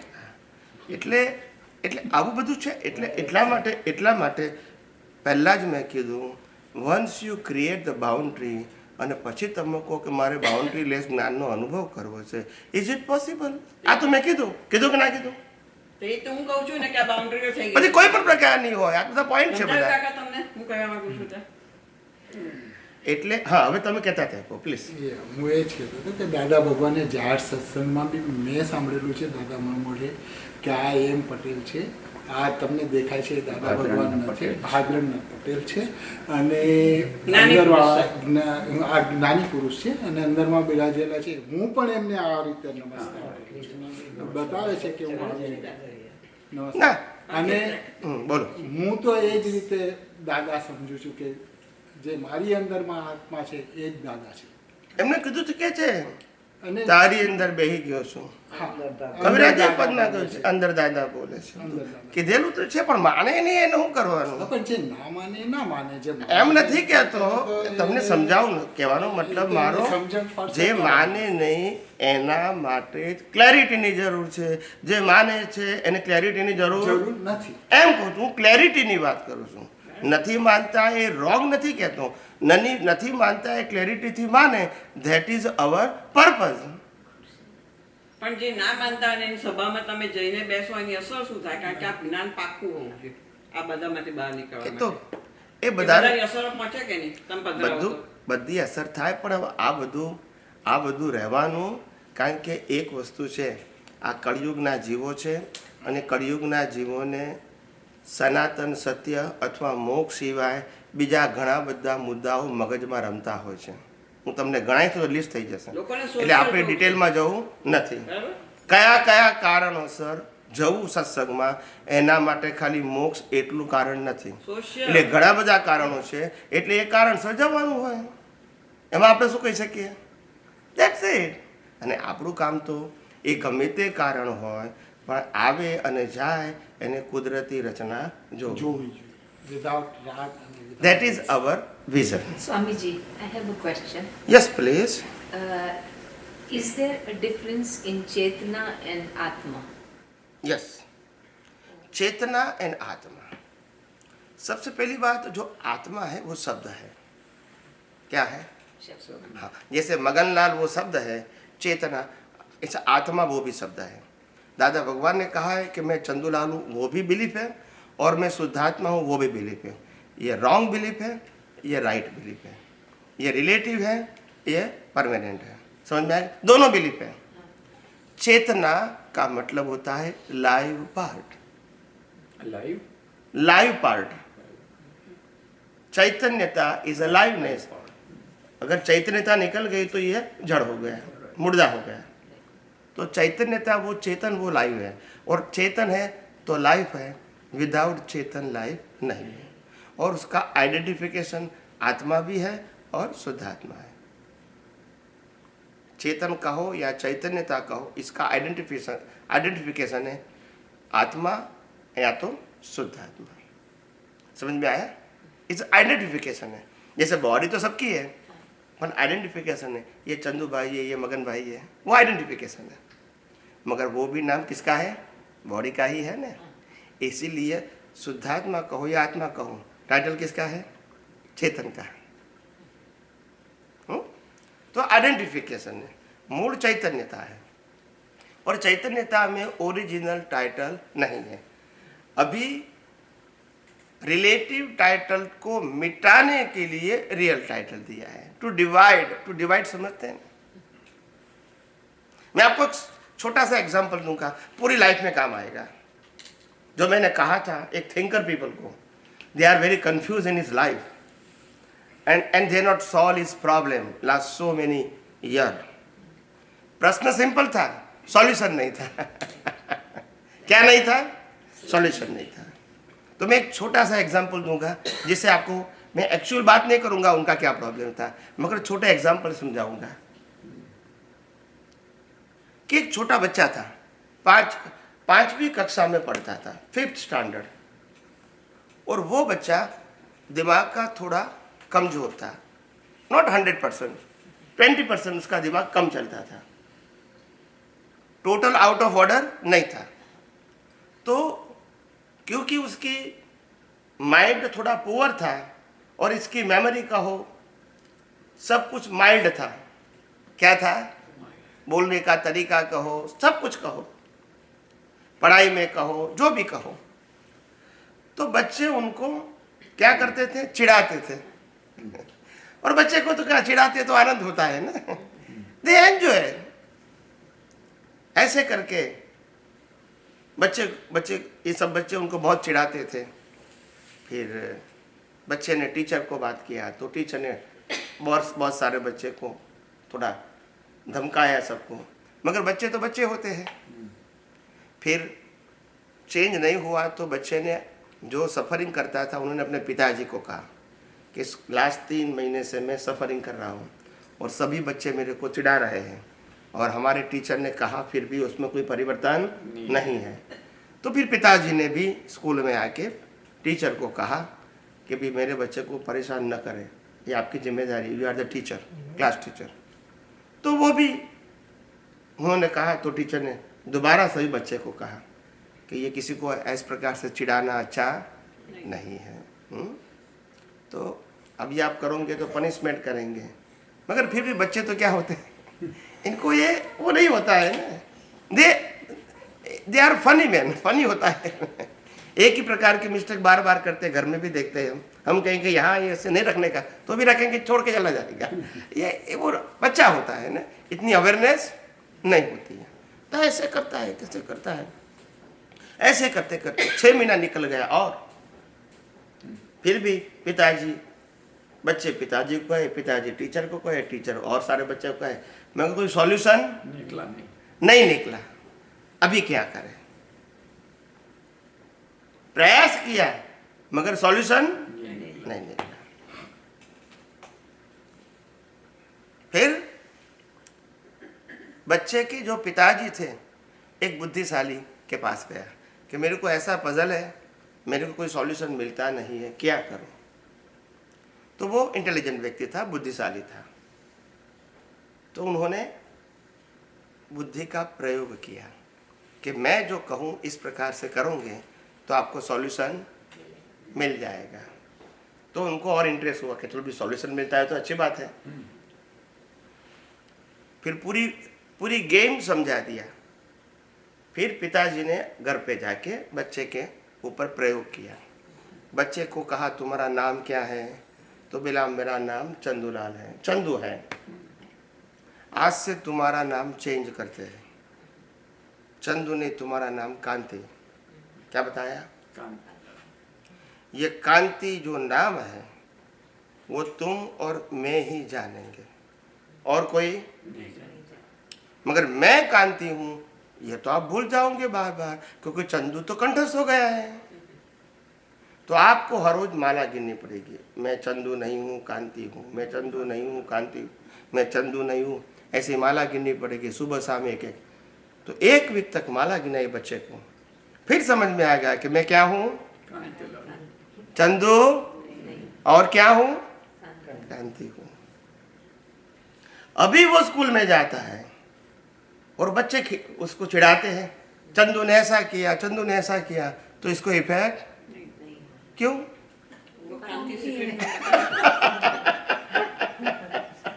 नहीं समझ में आया है? साइकोलॉजी, नाम और नाम की माया। ये सब शब्द लिखा है ना, दादा ने कहा नाम और नाम की माया। ये सब सुना है, समझ में नहीं आता है, किसी को नहीं आता है। ये जब मैं कहता हूँ तब मालूम होता है माया का मतलब क्या होता है। एनीवे, तो कहने का मतलब ये एक प्रयोग है। तो उनके जीवन में भी इसी प्रकार का सामाजिक इंसिडेंट हो गया था जिसका कोई सॉल्यूशन नहीं मिलता था। तब मैंने ये एग्जाम्पल दिया था, बहुत खुश हो गए।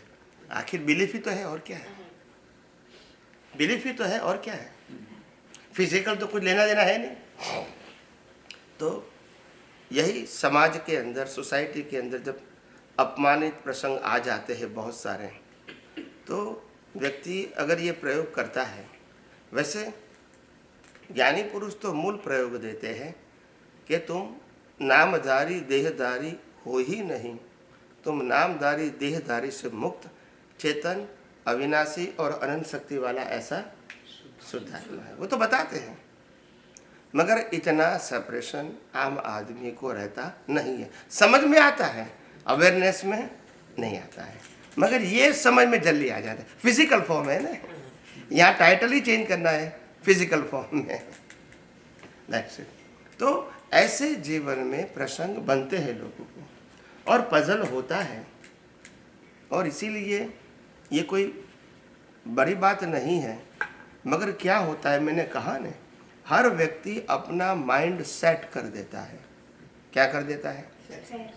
और सेट करने का मतलब ही क्या हो गया? Then you cannot go beyond the boundary. और बाउंड्री का ज्ञान ही व्यू पॉइंट है और उसी में ही पजल होता है। You can talk with anybody, puzzle होंगे ही, क्योंकि आप भी बाउंड्री की बात करते हैं, वो भी, मगर दूसरी बाउंड्री है। भी दोनों बाउंड्री को सेट होगा? होगा? नहीं होगा। समझ में आया? एक मिनट, हिंदुस्तान के अंदर आध्यात्म मार्ग का लोप होने का रूट समझते हैं ना, फंडामेंटल व्यक्ति विशेष। रूट समझते हैं ना, व्यक्ति विशेष। राम ने कभी नहीं कहा कि मैं भगवान हूं और ये मेरा ज्ञान है। कृष्ण ने कभी नहीं कहा कि मैं भगवान हूं और ये मेरा ज्ञान है। महावीर ने कभी नहीं कहा मैं भगवान हूं और ये मेरा ज्ञान है। सभी ने ये कहा ज्ञान तो सनातन सत्य ही था, इसका मेरे को अनुभव हुआ, और वो अनुभव दुनिया के सामने। तो अगर मैं नहीं कहूं तो भी है, बोलते नहीं है, तो जो था वो मैंने अनुभव किया, तो नाम मेरा हो गया ना, बोलते नहीं है, मेरा हो गया। मैंने अमेरिका देखा, घूमा, और इंडिया में जाके किसी ने पूछा अमेरिका कैसा है, तो मैंने ज्ञान बताया, तो ये मेरा ज्ञान है ना। जो देखा वही बोला। जो देखा वही कहा ने, तो मेरा कहेंगे मैंने तो देखा है ने, मैंने तो जो देखा वो डिस्क्राइब किया ने। तो 1958 में दादा भगवान को जो ज्ञान हुआ, सुनो मेरी बात, जो था वो हुआ, ओपन हुआ, क्रिएट नहीं हुआ है, it is but natural. Light हुआ, प्रकाश, और प्रकाश में क्या क्या दिखा? सूर्य, चंद्र, तारा, ग्रह, नक्षत्र, बढ़ती ओट, कर्म और कर्म फल, बंधन और मुक्ति, ये सबका रहस्य खुला हो गया। ये हमने कम से कम 200-300 बार उनके मुखारबिंद से सुना है। जब भी कोई नई व्यक्ति आए, दादा आपको ज्ञान में क्या हुआ, जो ज्ञान प्रकट हुआ उसमें क्या हुआ, दादा भगवान वही बताते थे। आप समझे? अभी जो था इसको खुला हुआ, क्या हुआ? क्रिएट।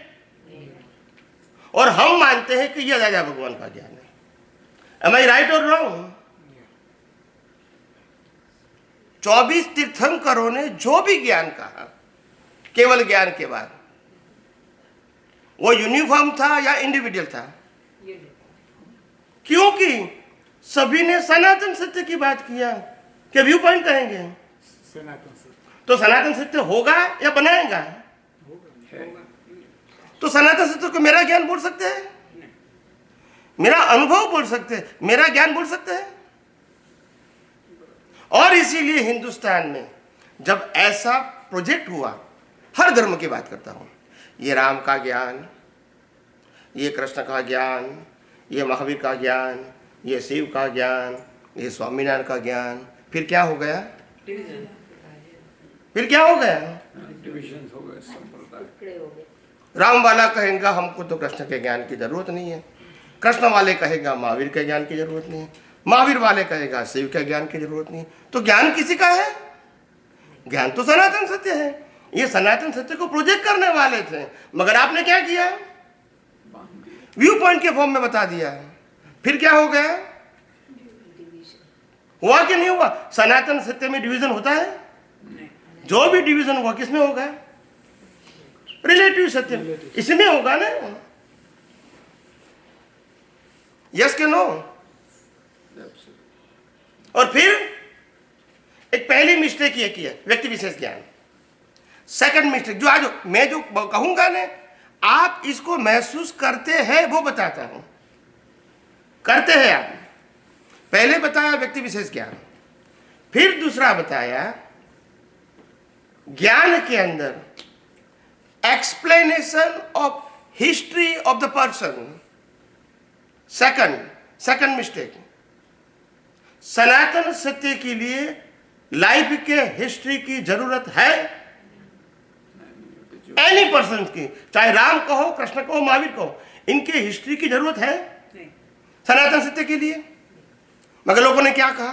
भगवान राम, उन्होंने क्या क्या किया था, कैसा जीवन जिया था, कैसा युद्ध किया था, किसके साथ कैसी बात की था। ये सनातन सत्य है? नहीं, वो कथा है। बोलते नहीं है। उनकी लाइफ और आज आप क्या करते हैं? दादा भगवान ने ये कहा, दादा भगवान ने ये कहा, दादा भगवान ने ये किया था, दादा, यही कहते हैं ना। सामने वाला क्या कहता है? सामने वाला भगवान ने ये किया था, यही कहते हैं ना, बोलते नहीं है। आप इसको सनातन सत्य बोलते हैं? आप इसको मुक्ति का मार्ग बोलते हैं? पुण्य का मार्ग बोलेंगे तो करेक्ट है। मुक्ति का मार्ग, किसी की ग्रेट पुरुष की प्रशंसा करना ये कोई गलत नहीं है, मगर ये पुण्य का मार्ग हो सकता है, मुक्ति का। इससे आपका अज्ञान नहीं जाएगा, मगर पुण्य बनेगा। वो तो मैं कहता हूं, महावीर की भी प्रशंसा करोगे तो पुण्य नहीं बनेगा। महावीर की भी जीवन की कहानी किसी को बताएंगे तो आपको पुण्य मिलेगा, सुनने वालों को भी मिलेगा। ગુણલા જે ગાશે તેની મહાનિદ્રા થશે। હવે જ્યાં સુધી દાદાના ગુણલા, દાદા કેવી, દાદાનું ચારિત્ર કેવું હતું, દાદા પોતે કઈ દશામાં રહેતા હતા, એ તો જે જે તમારા મારા જેવા જેને જોયા અને અનુભવ્યા એ લોકો થોડું ઘણું બી સમજ્યા હશે, રાઈટ? બીજાના માટે તો નહીં સમજણ હોય ને, તો એ લોકોને તો આ જ રસ્તે જવું પડશે ને, બીજો કયો રસ્તો છે એ લોકો પાસે? સૌથી પહેલા દાદાના ગુણલા એટલે આત્માના ગુણલા, આત્માના ગુણલા, બરાબર છે। અને જો દાદાના ગુણલા એટલે વ્યક્તિના કહેતા હોય તો પછી રિલેટિવ સત્ય જ્ઞાનીના છે। ગુણલા. અસત્ય નથી પણ રિલેટિવ સત્ય છે, અને એને ધર્મ કહેવાય। એવું મંજૂર કરું છું. અને એનાથી પુણ્ય પણ થાય એ મંજૂર કરું છું. એનાથી અજ્ઞાન દૂર નહીં થાય અને એનાથી મુક્તિના માર્ગે આગળ નહીં જાય, પણ પુણ્ય બંધાશે એની ખાતરી આપું છું. એટલે દાદાના ગુણના ઇઝ ઇક્વલ ટુ જ્ઞાની પુરુષના ગુણના એ માન્યતા પહેલાં કાઢી નાખો. જ્ઞાની પુરુષના ગુણના એ પુણ્યનું બંધનનું કારણ છે અને દાદાના ગુણ્યા મોક્ષ માટે છે. ને દાદાના ગુણના એટલે અરૂપી, અનામી, જન્મ મરણથી પર અને જે શાશ્વત એવો આત્મા છે એ જ આપણા આત્મામાં છે. એ આપણો આત્મા પણ એવો જ છે, પણ એ આત્માના ગુણલા એ આ જ આત્માના ગુણલા છે. માટે એ મુક્તિનો માર્ગ છે. કે એમાં ડિફરન્સ પણ ફિઝિકલ દાદામાં આ દાદા અને આ દાદા બધામાં ડિફરન્સ છે. માટે ડિવિઝન છે. માટે એનાથી પુણ્ય બંધાશે કારણ કે ઇઝ અ ગ્રેટ પર્સન. એમના ફિઝિકલ બોડીના લાઈફના ગુણના ગાવાથી પુણ્ય બંધાશે. એમાં કોઈ ક્વેશ્ચન? 25, 30, 35 વર્ષથી બેઠેલા ભેગા થાય બધાને કોખાઈ ગયા છે દાદા શું હતા નહોતા મળ્યા એને કોખાઈ ગયું છે. કારણ કે નીરુબેન દીપક બધું એક્સપ્લેન બધું ટીવીમાં આવે છે, યુટ્યુબ બધે આવે છે. પણ એનીવે એટલે એનો આપણે કોઈની સાથે આપણે કન્ફ્યુઝન મતભેદ નથી. હું આજે આટલું જે બોલું છું એ બધું રેકોર્ડિંગમાં બોલું છું અને બધું યુટ્યુબમાં આવશે. એટલે તમારા બધા માટે જવાબદાર હું છું. યસ કે નો? એટલે મારે કંઈ પણ બોલવું હશે તો હું રેન્ડમ ના, તમે બોલી શકો, હું ના બોલી શકું. અમે એમ કહીએ કે એમ પટેલના ગુણનાથી જ્ઞાની પુરુષના ગુણનાથી પુણ્ય બંધાશે તો અમે જવાબદાર છીએ. અને દાદા ભગવાનના ગુણથી મોક્ષ થશે આ પણ એના માટે અમે જવાબદાર છીએ. પણ તમને આ 2 વાક્ય એટલા માટે કીધા તમને લાઈન ઓફ ડિમાર્કેશન પડે. અત્યાર સુધી 2 ભેગા થઈ ગયા હતા. મહાવીર અને ભગવાન એ બંને જુદા, રામ અને ભગવાન એ બંને જુદા. પણ એમના ગયા પછી શું થઈ ગયું? રામ ભગવાન ને મહાવીર ભગવાન. યસ કે નો? એટલે પાછું મેં જુદું પાડ્યું કે મહાવીર એનું લાઈફ હતું આપણી જેમ જ ઉદય કર્મને આધીન, અને મહાવીરની અંદર આત્મા હતો એ મોક્ષે ગયો. મહાવીર નહીં. ભગવાન રામ હતો એનું લાઈફ હતું ને એનો અંત આવ્યો અને એનો આત્મા ક્યાં ગયો? બંને વસ્તુ કેવી છે? જુદી છે. પણ અત્યારે શું કહેવાય છે? રામ ભગવાન, કૃષ્ણ ભગવાન, મહાવીર ભગવાન. જે ડિવિઝન હતું એ શું થઈ ગયું? એના તો રામ ભગવાનના ઝઘડા છે હિન્દુસ્તાનમાં. सबका है वो तो हर धर्म में. एनीवे, तो मेरा कहने का मतलब ये कि यही पजल हजारों साल से चलता है और मेरा जीवन का एक ही मकसद है, हर व्यक्ति को सनातन सत्य बताने की कोशिश करने का मरते दम तक. दुनिया को क्या स्वीकारना है क्या नहीं स्वीकारना है वो मेरा सब्जेक्ट नहीं है. मैं दुनिया को सनातन सत्य बताता रहूँगा और रिलेटिव सत्य को संसार में घूमने का साधन बताता रहूँगा. ठीक है? कौन मानता है कौन नहीं मानता है वो मेरा सब्जेक्ट नहीं है, क्योंकि राम और कृष्ण को पूरे जीवन के अंदर भी 5 व्यक्ति ने एक्सेप्ट नहीं किया था एज अ ज्ञानी. यस और नो? तो ये कोई बड़ी बात है? ऐसे महापुरुषों को भी एक्सेप्ट नहीं किया था. कम से कम ये विज्ञान को एक्सेप्ट करने वाले आज लाखों लोग हैं. तो मेरे लिए कोई नुकसान की बात तो है नहीं. और मैंने सत्संग में बहुत सारे जिज्ञासु लोग, थिंकर लोग, प्रोफेसर लोग आते हैं रिटायर, तो मेरे को पूछते हैं कि विज्ञान कैसे विश्व में फैलेगा. मेरा मिशन है कि पूरे विश्व में ये आध्यात्म विज्ञान जो सनातन सत्य के ऊपर आधारित है, जो कुदरती कानून और कुदरती रचना की ही बात करता है, वो विश्व में पहुंचना चाहिए. That is my intention. और व्यवहार से कहूँ तो मेरा प्रयास है और अंदर से कहूँ तो मेरा भाव है, इंटेंशन. ठीक है? तो मेरे को कहते हैं कि लोग कैसे पहुंचेंगे, क्योंकि एक बात ध्यान से सुनो. देखो, ट्रेडिशनल बात करना किसी के लिए सरल है. एम आई राइट और wrong? I am talking about the all religion. परंपरागत बातें करना ये कोई नई बात है? क्योंकि पढ़ी है, सुनी है, किताब में भी है.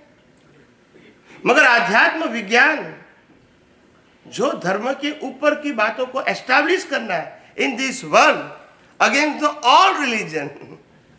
ये कोई साधारण बात नहीं है। यस और नो? तो ये परंपरागत बात मेरी नहीं है। और इसीलिए मैं कहता हूं ये दुनिया के हजारों लाखों करोड़ों लोग आज नहीं तो कल ये विज्ञान के पीछे पागल बनेंगे, क्योंकि ये विज्ञान अल्टीमेट है, उसके आगे कुछ है नहीं, नंबर 1। एंड नंबर 2, ये विज्ञान ही निष्पक्षपाती है। जो पक्ष पंथ वाड़ा व्यक्ति संप्रदाय को प्रोजेक्ट नहीं करता है।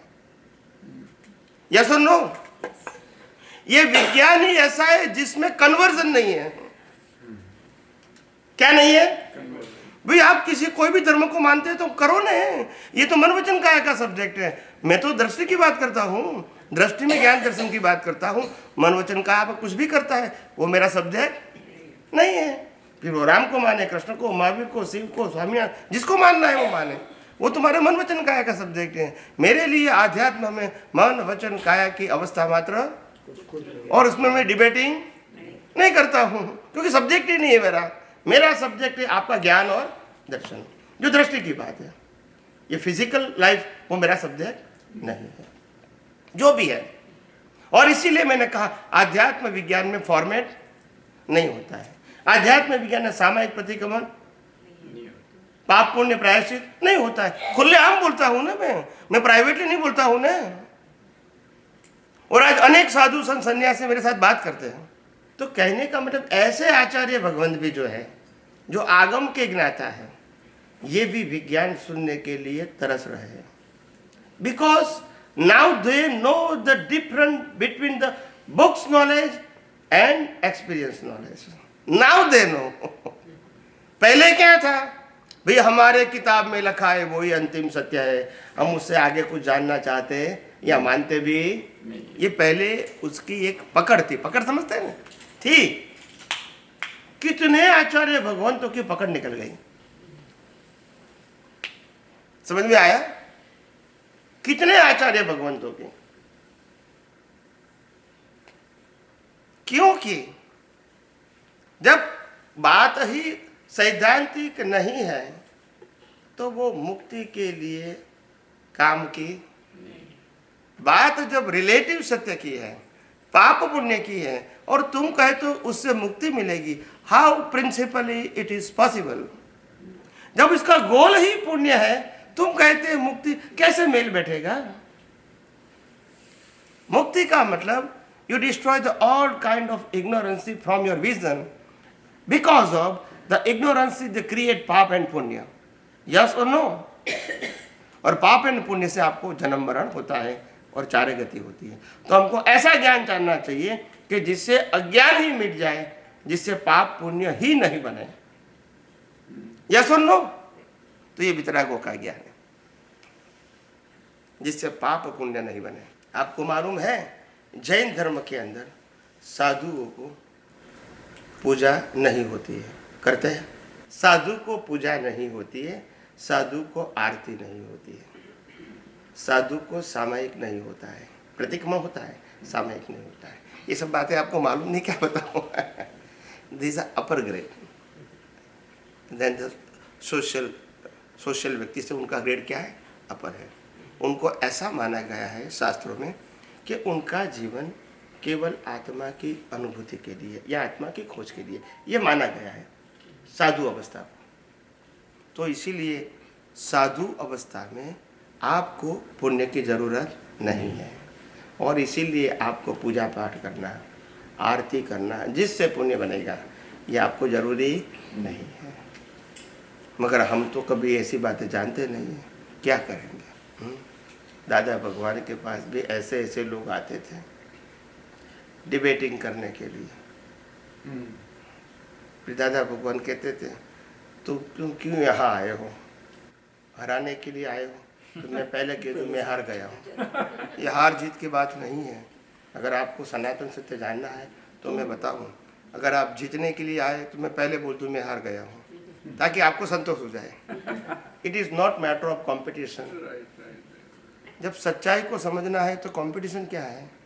और सच्चाई मेरी नहीं है, ये तो यूनिवर्सल ट्रूथ है। अगर मेरी होती तो आपको अच्छा नहीं लगेगा। जब सनातन सत्य है तो उसमें स्वीकारने में क्या तकलीफ है? इसमें मेरा तेरा है, ये बात है। और आप सबको तो, आप छोटे, आप वर्तुल में रहते हैं, वर्तुल में, इसीलिए आपको तो मालूम नहीं होता है। When we go in a public तभी आपको मालूम होता है कि नाम और नाम की माया कितनी बीच में आती है।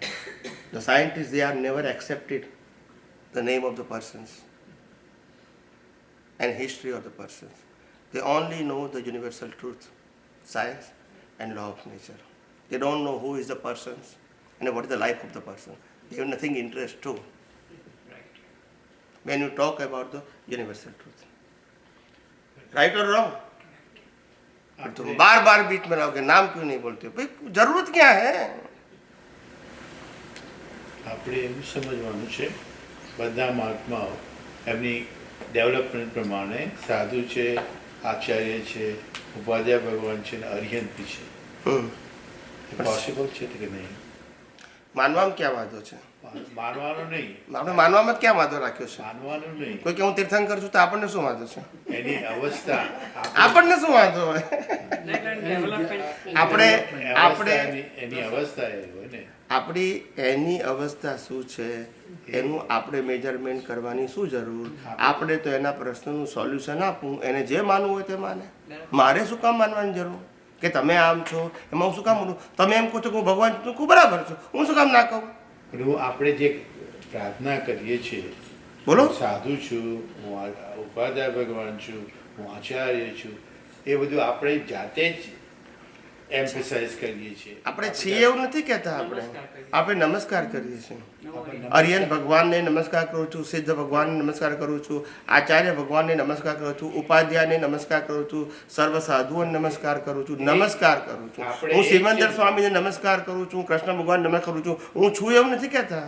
હા, પણ આપણી સમજ પ્રમાણે આપણે જ આત્મા છે, રાઈટ? પણ એટલે જ કીધું કે એ માનવામાં ક્યાં આપણને વાંધો છે? કોઈને જે માનવું હોય તું ક્યાં ના પાડીએ છું? હું ના પાડું તો પઝલ છે. હું તો આ પાડું છું, જેને જે માનવું હોય તે માને. ઓકે. હું એવું કહેતો હોય કે તમારે ના માને તો બરાબર છે. દરેક વ્યક્તિને પોતાના સ્ટેટસ માટે જે માનવું હોય એ માનવાનો સ્વતંત્ર અધિકાર છે. એમાં કોઈ આપણે કશું કહી શકીએ નહીં. આપણું કામ એના પઝલનું સોલ્યુશન આપવાનું છે. પણ એ એમ કહે છે કે હું ભગવાન છું તો આપણને શું વાંધો છે? ના, આપણું નુકસાન શું છે? આપણને શું નુકસાન છે?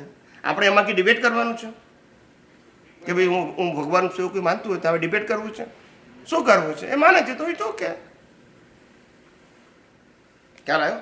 દાદા ભગવાન પાસે 1984માં સોરી, દાદા એ વખતે અમેરિકા 83માં સોરી અમેરિકા નહોતા આવ્યા, ચંદ્રકાંત બી એક્સપાયર થઈ ગયા ત્યારે. તો એ વખતે એક બ્રાહ્મણ વેદાંત ઉપર છેલ્લા 40 વર્ષથી પ્રવચન કરતા હતા અને એમની ઉંમર એ વખતે 85 હશે એપ્રોક્સિમેટ. કોઈ મહાત્મા એમને લઈને આવ્યા અને ભગવા કપડાં પહેરતા હતા, સંસારી હતા પણ ભગવા કપડાં, ત્યાગી જેવું જીવન જીવતા હતા અને વેદાંત ઉપર પ્રવચન કરતા હતા. લાસ્ટ 40 યર્સ, કેટલા? 40 વર્ષથી. એટલે એમને કેટલું ગાઢ થઈ ગયું હશે. તે કોઈ મહાત્મા એમને દાદા પાસે લઈને આવ્યા એટલે દાદા એમને રિસ્પેક્ટ કર્યું, એમને આસન આપ્યું, બેસાડ્યા વ્યવસ્થિત અને એમનો ડ્રેસ પણ ભગવા હતો. અને પછી વાતચીત શરૂઆત થઈ અને દાદાએ કીધું કે આપ શું જાણો છો? પહેલાં પરિચય માગ્યો અને પછી આપ શું જાણો છો? એટલે પછી એને બધી વાત કરી કે હું છેલ્લા 40 વર્ષથી હું પોતે બ્રાહ્મણ છું અને વેદાંત ઉપર મારો અભ્યાસ છે અને વેદાંત ઉપર હું પ્રવચન કરું છું, ચારે વેદાંત હું જાણું છું વગેરે વગેરે બધી વાતચીત કરી અને પછી વેદાંતમાં શું શું કહ્યું છે એ એમને કહેવા પ્રયત્ન કર્યો કે વેદાંતમાં આમ કીધું, આમ કીધું, આમ કીધું, વોટ એવર ઇટ ઇઝ. સારું જ કીધું એમને, જે વેદાંતમાં કીધું તું એ જ કીધું, એવું નથી કે અંદર હતું એ ના કીધું.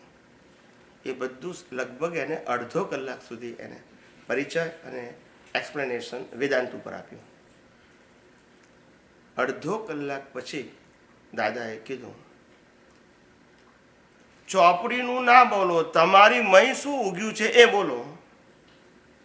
ના સમજાય. અનુભવ. ચોપડીનું ના બોલો. તમને શું ઉગ્યું છે, ઉગ્યું ખ્યાલ આવ્યો? What you achieve, what you realise, please explain. If you transfer the books knowledge, it is okay, but if you cannot transfer, I can read it from the books. I don't require you are physically. Am I right? But whatever you can achieve as a experience, as a application, please explain. તો ના કરી શક્યા, ના સમજાય. હા સમજાય. તો value કોની? અનુભવ. એમની પણ સાસુ તો સાચા જ બોલે છે ને. શાસ્ત્રો બોલે તો શું? તમે આજે આપતવાણીમાં તો સાચું જ બોલો છો ને, કે ખોટું બોલો છો? આપતવાણીમાં લખ્યું છે એ જ બોલો છો ને, પણ એને અનુભવ કહેવાનો લોકો કહે ને ના. દાખલો આપું છે ને પણ સમજી જાવ ને. અને જ્ઞાનો- એટલે કહેવાનો મતલબ આવું છે, અનુભવી પુરુષની કિંમત છે, બુક્સ નોલેજની કિંમત પાપ પુણ્યના માર્ગમાં છે, મુક્તિના માર્ગમાં નથી. એટલે આટલું જ સમજવાનું છે. જ્ઞાની પુરુષ દાદા ભગવાન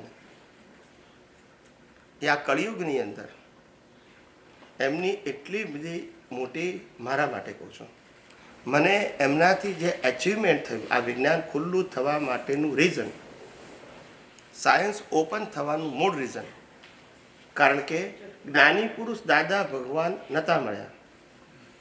જ્ઞાની પુરુષ દાદા ભગવાન નહોતા મળ્યા એ પહેલાંની વાત કરું છું. હું 8 વર્ષની ઉંમરે દીક્ષા લેવાનો હતો. જૈન, ચુસ્ત જૈન ધર્મ મારો જન્મ, ચુસ્ત જૈન ધર્મ નહીં, ચુસ્ત. સો આઈ ફોલો એવરીથિંગ. 2015 સુધી મેં કંદમૂળ ખાધું નથી, ચુસ્ત કોઈ પ્રકારનું નહીં, અમારા ઘરમાં આવે નહીં. ને 2015 સુધી મારા મધર સાથે હતો. અમારા ઘેર રાત્રિ ભોજન ના હોય એટલે મારે પાડવાનું ના હોય. ઇટ્સ અ લો ખ્યાલ આવી ગયો. એટલે આઈ નો ઓપ્શન કે પાડવું કે ના પાડવું, ખ્યાલ આવી ગયો. ચોમાસાના 4 મહિના શાક લીલોતરી ના હોય એટલે પછી ઓપ્શન ના હોય કે હોય કે ના હોય. આવું. ને 3 વર્ષની ઉંમરથી હું પાઠશાળા જતો, જૈન પાઠશાળા અમારા ઘરથી નજીક જ હતી, લાઈક અ વોકિંગ ડિસ્ટન્સ. એટલે અમારું બેકગ્રાઉન્ડ, આ પ્રકૃતિનું બેકગ્રાઉન્ડ કહું છું. 8 વર્ષની ઉંમરે મેં મારા મધરને કીધું કે મને દીક્ષા લેવાનો ભાવ છે અને ગ્રેજ્યુએટ થઈ તમારા બંનેના આશીર્વાદ લઈ અને હું દીક્ષા લઈશ, એવું મધરને કહેલું, ફાધરને નહીં. ફાધર થોડા એક્સાઇટેડ હતા. એનીવે એ તો બધું હોઈ શકે, આપણા હિસાબ છે ને. એમ કરતાં કરતાં 8 વર્ષે દીક્ષા લેવાનો ભાવ થયો. 9 વર્ષની ઉંમરથી આધ્યાત્મિક ગ્રંથો વાંચવાની શરૂઆત કરી. At the age of start from the 9 years. 9 વર્ષથી 16 વર્ષની ઉંમર સુધીમાં વિશ્વના 33 ધર્મના ગ્રંથોનો અભ્યાસ કરી ચૂકેલો. 33 રિલિજન નોટબુક્સ. એમાં વિશ્વના મોટા ભાગના ધર્મો, હા સમજ આ ગયા. 33 religion before I met Dada Bhagwan, before, not after. That is the background. ત્યાર પછી 16 साल की उम्र में मेरे को दादा भगवान की किताब मिली, आप्तवाणी 1. मेरे को किताब पढ़ने का इतना शौक था, इंटरेस्ट के साथ, कि वो आप्तवाणी भी मैंने 1 सिटिंग में पढ़ लिया. रात को 9 बजे शुरू किया, सुबह 4 बजे ख़त्म कर दिया और नेक्स्ट डे मैंने रिटर्न कर दिया. आज लेकर आया शाम को और कल शाम को वापस दे दिया. इतना इंटरेस्ट था मेरे को पढ़ाई में. ऐसी आध्यात्मिक किताबें, सोशल नहीं. फिर दादा भगवान मिला ये बुक्स के बाद 6 महीने के अंदर. जिस दिन मेरे को ज्ञान दिया दादा भगवान ने, जिस दिन, सेम डे की बात करता हूँ, अहमदाबाद में ही दिया. जिस दिन ज्ञान दिया उसी दिन रात को जब वो घर में बैठे हैं सबके साथ, 11-12 बजे तक बैठते थे अहमदाबाद में नॉर्मली. तो उस समय रात को हमारे जो सकल संगपति थे, केसी नरसिंह साहब बंबई में रहते थे मगर वो अहमदाबाद आए थे. सकल संगपति इज अ मेन प्रेसिडेंट. उनको रात को कहते हैं जब मैं वहाँ बैठा था, और I am very small young, okay, I am like a teenagers, मैं टीनेजर्स था, और उस समय दादा भगवान ने उस सकल संघपति को कहा कि हमारे संघ के अंदर एक आचार्य कक्षा का लड़का आता है, ये हमारे संघ का सद्भाग्य है। दादा भगवान ने संघपति को कहा, फर्स्ट सेंटेंस, और सेकंड सेंटेंस क्या कहा, मैं जो ज्ञान दे रहा हूं वो रूट में लेकर आए हैं। क्या बताया? समझ में आया? ये दो सेंटेंस उन्होंने जिस दिन ज्ञान विधि दिया उस दिन सकल संपत्ति को कहा था, मेरे को नहीं कहा था। दादा भगवान ने, और वही दादा भगवान ने आफ्टर सम टाइम पास उन्होंने पब्लिक में बहुत बार कहा कि ये लड़का लास्ट 4 बर्थ से आचार्य होकर आया है। Last 4 birth, not only the last birth, ये आचार्य होकर आया है।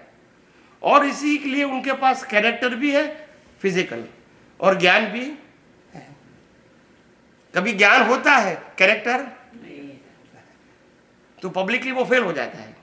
ज्ञान होता है, कैरेक्टर नहीं होता है, पब्लिक एक्सेप्ट नहीं करती। तो कैरेक्टर के साथ ज्ञान होता है तो आप पब्लिक फिगर बन सकते हैं। ज्ञान होता है, कैरेक्टर नहीं होता है तो पब्लिक फिगर नहीं बन सकते। ये दोनों लेकर आए हैं, ये दादा भगवान की बात है, आप समझे। और ये एक बार नहीं कहा, so many time and so many place in a public. तो कहने का मतलब ये है, इस प्रकार की व्यक्ति की जो ज्ञानी पुरुष खुद ही सबके सामने प्रशंसा करते हैं, इस व्यक्ति की अगर हम प्रत्यक्ष या परोक्ष निंदा करेंगे तो हमारा क्या होगा वो आप सोच लेना। प्रत्यक्ष या परोक्ष वो आपको सोचना है, वो मेरा सब्जेक्ट नहीं है। समझ में आया? और इसलिए दादा भगवान के कहा हुआ बात जो कबीरदास ने पद में लिखी है, न आराधक बनो तो भले विराधक। अगर आपको समझ में नहीं आता है तो आराधना नहीं करो, मगर विराधना तो you no right to explain anything wrong to the any person. You are not believe, it is okay, you are right. गलत कहने का अधिकार नहीं है। नहीं पसंद है तो नहीं जाओ ना, कौन कहता है? मैं क्यों कहूंगा राम गलत है, कृष्ण गलत है, महावीर गलत है? क्यों कहूंगा? Why? What is the reason behind? अभी उसके जो भी फॉलोअर्स है, जो भी गुरु है, वो गलत है, मैं क्यों कहूंगा? What is the reason behind? मैं अपने मार्ग में आगे नहीं बढ़ूं और कोई मना करता है? अगर कोई व्यक्ति को अपने जीवन विकास करना है तो एनीबडी कैन रिस्ट्रिक्ट, तो विकास करने में कौन मना करता है? मगर निंदा करने से, अपोज करने से, नेगेटिव बात करने से कोई भी बेनिफिट करने वाले और सुनने वाले को हो सकता है, एनी एंगल हो सकता है। क्यों करेंगे हम? तो बात एथिक की है, प्रिंसिपल की है, मेरा तुम्हारा व्यू पॉइंट नहीं है। हर बात में मैंने अभी तक हर बात में मैंने सिद्धांत को प्रोजेक्ट करने का प्रयास किया। यहां बैठे हुए कितने लोगों को मालूम नहीं है, 1992 हमारे मंदिर की प्रतिष्ठा, फर्स्ट टेम्पल, जिसका भूमि पूजन दादा भगवान ने किया था। मंदिर बाद में बना सूरत में, कामरेज। वो 1992 में कनु दादा ने खुद ने अपने यहां बिठा के कहा कि तुम ज्ञान विधि देना चालू कर दो, आपके लिए दादा भगवान ने सब कुछ कहा है। ये कनु दादा ने कहा, दादा भगवान ने नहीं। तब भी मैंने ऑन द स्पॉट उत्तर दिया, आप समझे, बिना सोचे समझे। My vision is very clear, okay. मेरे को लालच नहीं है, भीख नहीं है और भय भी नहीं है। मैंने तुरंत बोल दिया, दादा भगवान जिस प्रकार से ज्ञान विधि देते हैं मैं आजीवन पर्यंत नहीं दूंगा। On the spot, it is my clarity of my vision. क्योंकि मेरा सब्जेक्ट सनातन सत्य है, ये ज्ञान विधि सनातन सत्य नहीं है, ये उनका क्रिएशन है। उनका अनुभव उनकी मेथड, राम का अनुभव राम के मेथड, कृष्ण का अनुभव कृष्ण के मेथड, महावीर का अनुभव महावीर के method. Method is never universal truth. आप समझे? मगर मेथड के पीछे ज्ञान है, वो यूनिवर्सल ट्रूथ है। तो मेरा सब्जेक्ट क्या है? ज्ञान, मेथड नहीं। समझ में आया? तो मैंने उस समय भी कहा था, मेरे को ज्ञान प्रकट हुआ तो रीत मेरी होगी, मैं कॉपी नहीं करूंगा। ये कनु राजा ने कहा था, कनु राजा को कहा था मैंने। तब इसको लगा कि कैसा कुछ बोले नहीं, उसको लगा कि ये थोड़ा इगोइस्टिक है, लगता है ना, क्योंकि मैं छोटा था ना, 92 यानी आप समझो कितने साल का होगा, आप समझे 18 साल और 23 साल, 40 साल होगा ना अप्रोक्सीमेट। तो 40 साल पहले में कितना होगा आप समझे? उस समय भी यही कुमारी थी सनातन सत्य के बारे में। तो लालच थी ही नहीं मेरे को, पहले थी न कंपटीशन न कंपैरिजन। हमको लीडर करने की ऑफर भी कहा कि आप लीडर बन जाओ। मैंने बोला ये मेरा सब्जेक्ट नहीं है मैं किसी का लीडर पर, वो मेरा सब्जेक्ट ही नहीं है। आप मेरे को बना दो कि न बना दो, ये मेरा सब्जेक्ट ही नहीं है। फिर जिसको बनना है वो बनाए, जिसको बनाना है बनाए, आपकी चॉइस है, मेरा सब्जेक्ट नहीं है।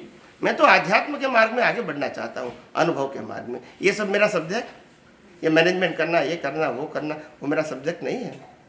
सो इसीलिए जो जिसको इंटरेस्ट है उसको करो, और मेरे कोई कंप्लेंट भी नहीं है तो कहने का मतलब ये है कि ऐसे बहुत सारे लोग आते हैं, और जो ज्ञानी पुरुष दादा भगवान ने हमारे बारे में क्या कहा है, ऐसी बहुत सारी बातें उन्होंने खुद ने कही है।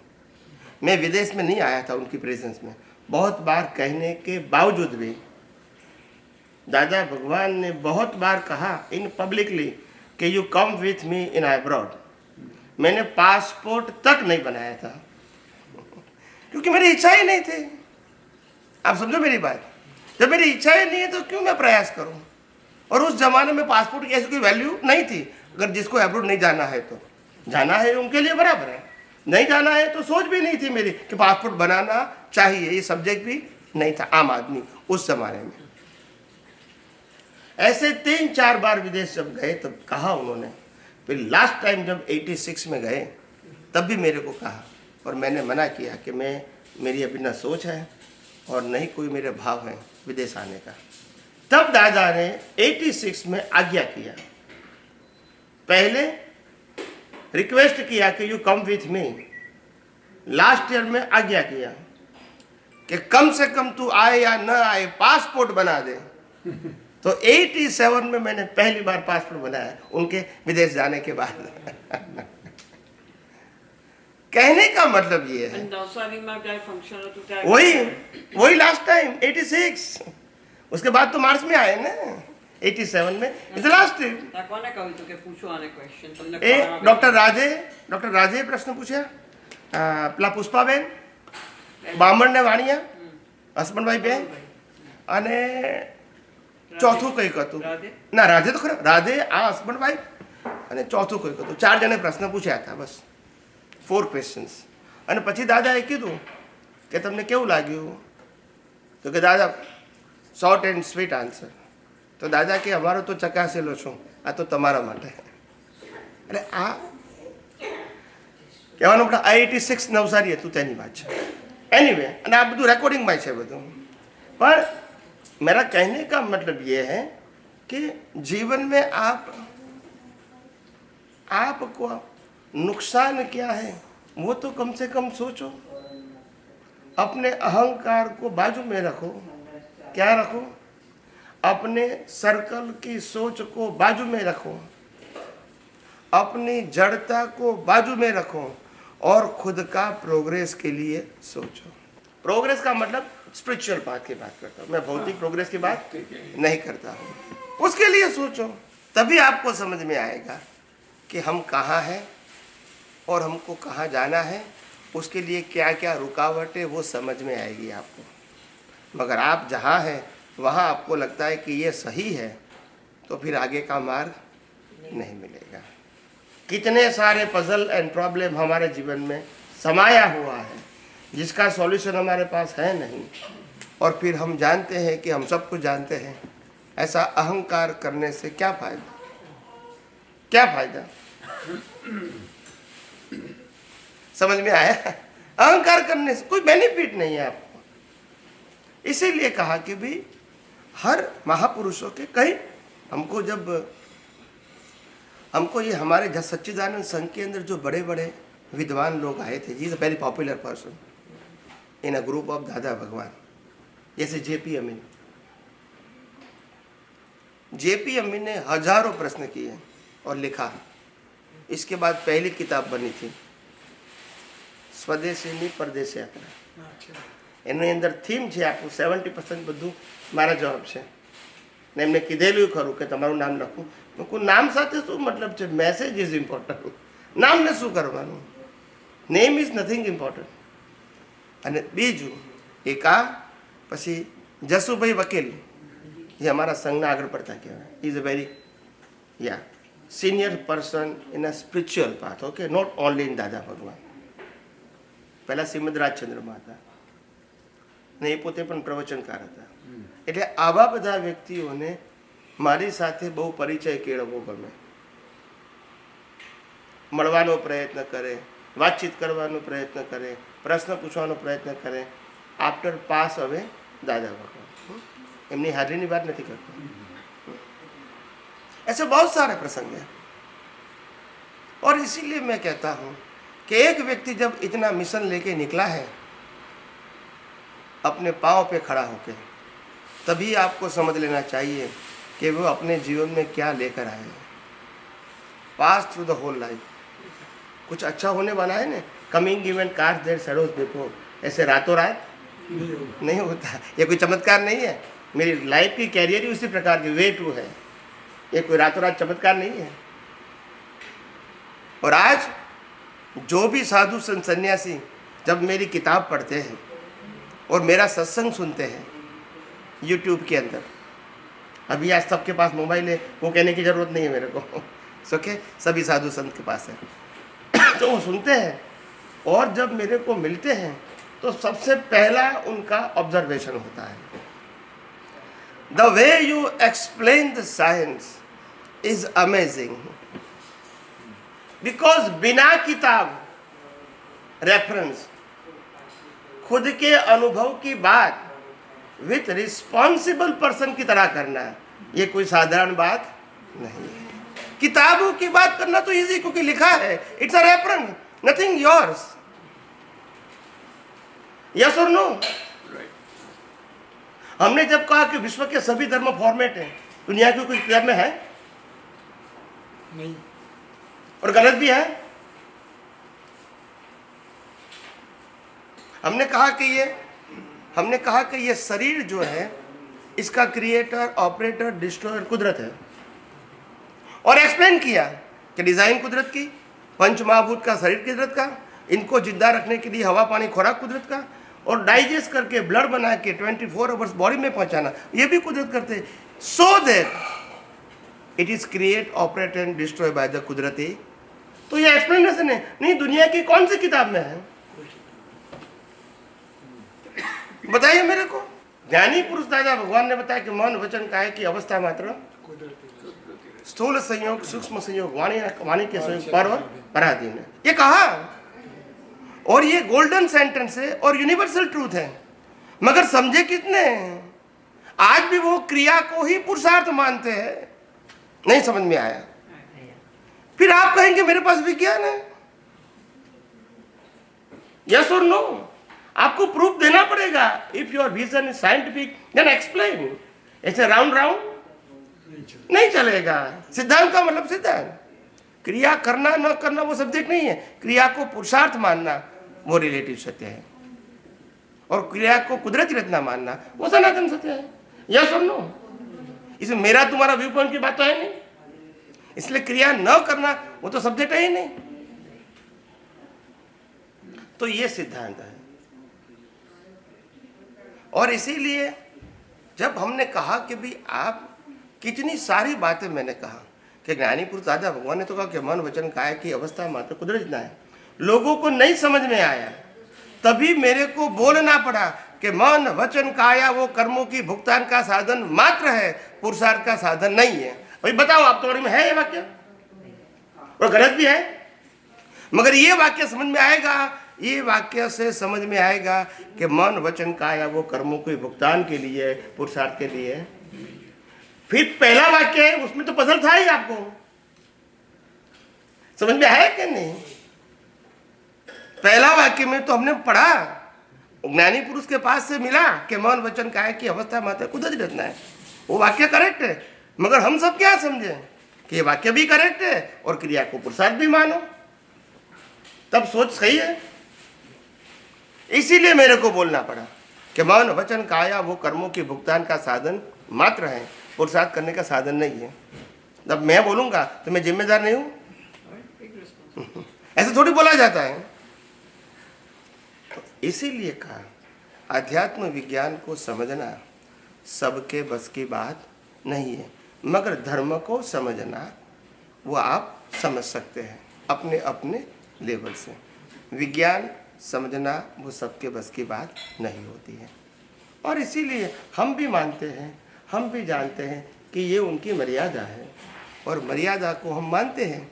हाँ, मर्यादा को तोड़ के आगे बढ़ना है तो वो प्रश्न करेंगे, नहीं बढ़ना है तो वो अपनी जगह पे सही है। यस क्यों नो? कोई कहता है मेरे को 5वीं कक्षा के आगे पढ़ना नहीं है, तो टीचर क्या करेगा? गलती टीचर की है। वो कहेगा कि मेरे को 5वीं कक्षा तो पढ़ा है, मेरे को आगे बढ़ना है, तभी टीचर की जरूरत है, नहीं तो इसमें मैं क्या करूंगा? इसमें मैं क्या करूंगा? जब आपके पास जो है उसमें आपको सेटिस्फेक्शन है तो इट इज ओके। वो कोई क्वेश्चन नहीं है, वो क्वेश्चन नहीं है। तो हम आगे बढ़ाना चाहते हैं, ये हमारा मिशन है, मगर आगे नहीं बढ़ना चाहते हैं, वो आपका मिशन है, वो भी आपके लिए करेक्ट है, क्योंकि दिस इज योर बाउंड्री। मैंने बहुत देखा है, इतने सारे दुनिया में घूमता हूँ, कितने अभी मैं जाके आया वहाँ ऑरलैंडो, वहाँ भी साइंटिस्ट को मिला। मैं तो हर जगह पे मिलता हूँ और बातचीत करता हूँ।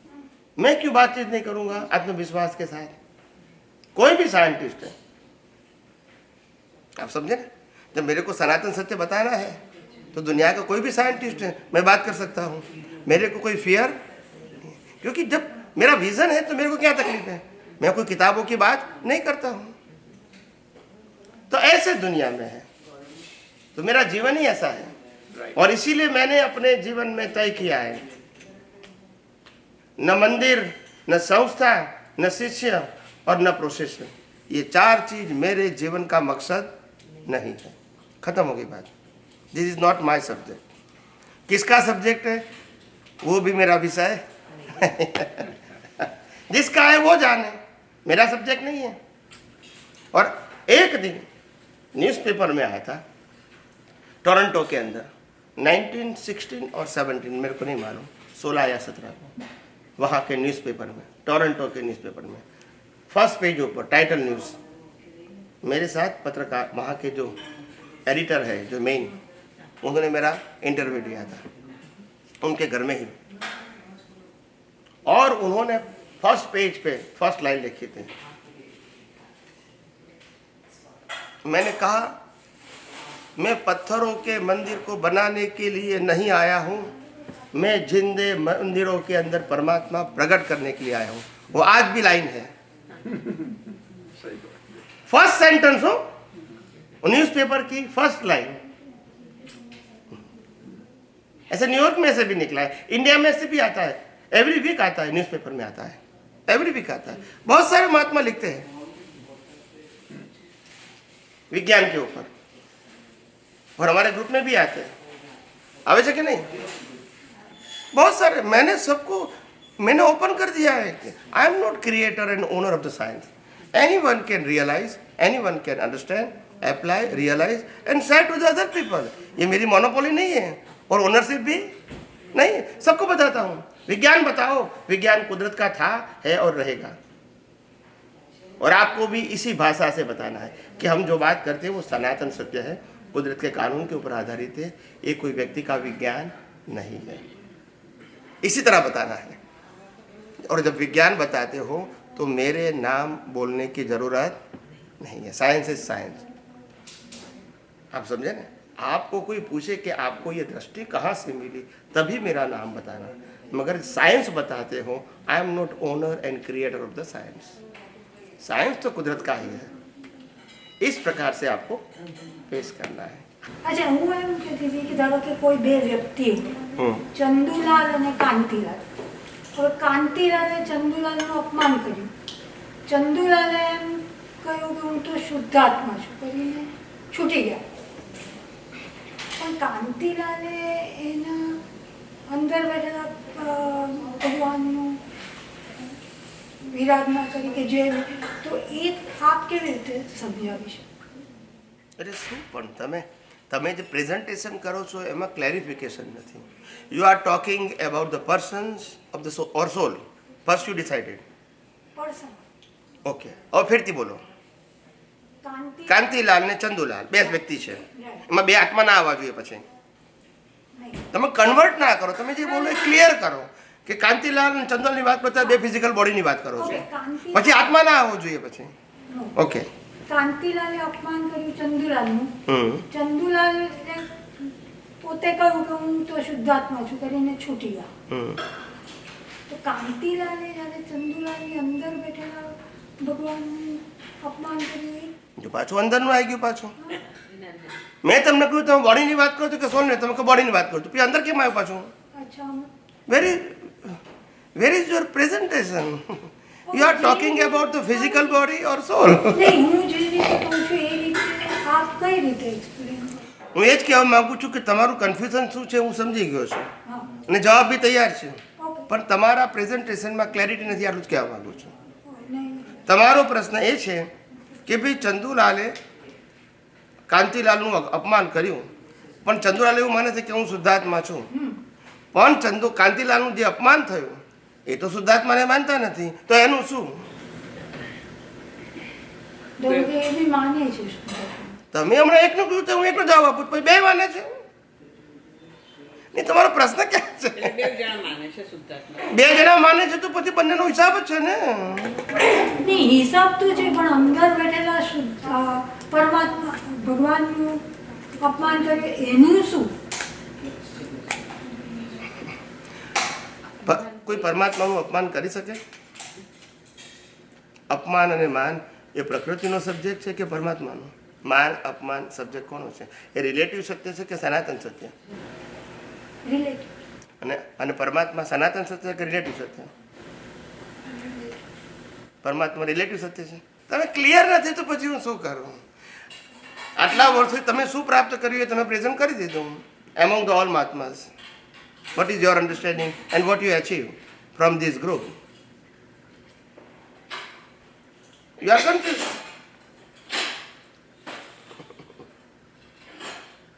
એટલે ક્લિયર પહેલા પ્રશ્નને ક્લિયર કરીને આવો. હું કાલે જવાબ આપીશ, મને વાંધો નથી. તમારું એકચ્યુઅલ જે કી પોઈન્ટ હોય એ મને કહેજો કે in this situation this is my question. તો હું તમને એક્ઝેક્ટલી 1, 2 કે 3 લીટીમાં જવાબ આપીશ, વધારે કહેવાની જરૂર નથી. પણ તમારું પ્રેઝન્ટેશન છે એમાં તમારું અટકણ ક્યાં છે એ ખબર નથી પડતી. પહેલાં કે એક જણા શુદ્ધાત્મા માને છે, પછી કે બે માને છે, પછી કે અંદરના પરમાત્માનું શું. એટલે તમારું ક્વેશ્ચન શું છે એના પહેલાં મેં પૂછ્યું કે તમે બે બોડીની વાત કરો છો કે સોલની? તમે કહો બોડી. એટલે કોઈ જગ્યાએ લિંક બેસતી નથી. લિંક નથી, તમારો પ્રશ્ન એ લિંક બેસતી નથી. એ કે શું કે છગનભાઈ મગનભાઈનું અપમાન કર્યું. હા, હવે અંદર શુદ્ધાત્માનું અપમાન થયા બરાબર છે. That's what you asking? પણ શુદ્ધાત્માનું મેં કહ્યું ખરું કે ના થાય ને, પણ એ તો કહી દીધું ને. મેં કહી તો દીધું કે આત્મા માટે અપમાન માન એ રિલેટિવ સબ્જેક્ટ છે અને આત્મા માટે ના હોય, બોડી માટે હોય. માન અપમાન એ દ્વંદ્વ છે કે સનાતન છે? માન અપમાન એ દ્વંદ્વ છે કે સનાતન સત્ય છે? તો દ્વંદ્વનો ગુણ પ્રકૃતિનો હોય કે આત્માનો હોય? તો પછી માન અપમાન પરમાત્મા માટે હોય? You follow the principal, the answer is there. હું ના કહું તોય ત્યાં છે, હું કહું તો જ ત્યાં છે. સ્વામીજી, એ બન્યું એ શું કહેવાય? કુદરતી રચના. હિસાબ ને પાછી કુદરતી રચના. હા, તો કુદરતી રચના એટલે જ હિસાબ. બનવાનું હતું એ જ બન્યું છે, નવું બન્યું નથી કે કોઈએ બનાવ્યું નથી. નામ બદલી કાઢવાનું. અચ્છા, હવે sorry, બીજો પ્રશ્ન એ છે કે દાદા એમ કહેતા હતા ને કે શું કે વ્યવહાર ચોખ્ખો હોવો જોઈએ, એટલે એ શું? વ્યવહાર હું એક જ વાક્ય કહીશ એમને, પણ વ્યવહાર ચોખ્ખો હોવો જોઈએ, રામે યુદ્ધ કરવું ના જોઈએ, બરાબર ને? હા કે ના બોલો? શું શું વ્યવહાર ચોખ્ખો હોવો જોઈએ એટલે રામે યુદ્ધ ના કરવું જોઈએ. તમે જવાબ આપો. મેં તો એક જ વાક્ય બોલ્યો છું, રામ ભગવાન.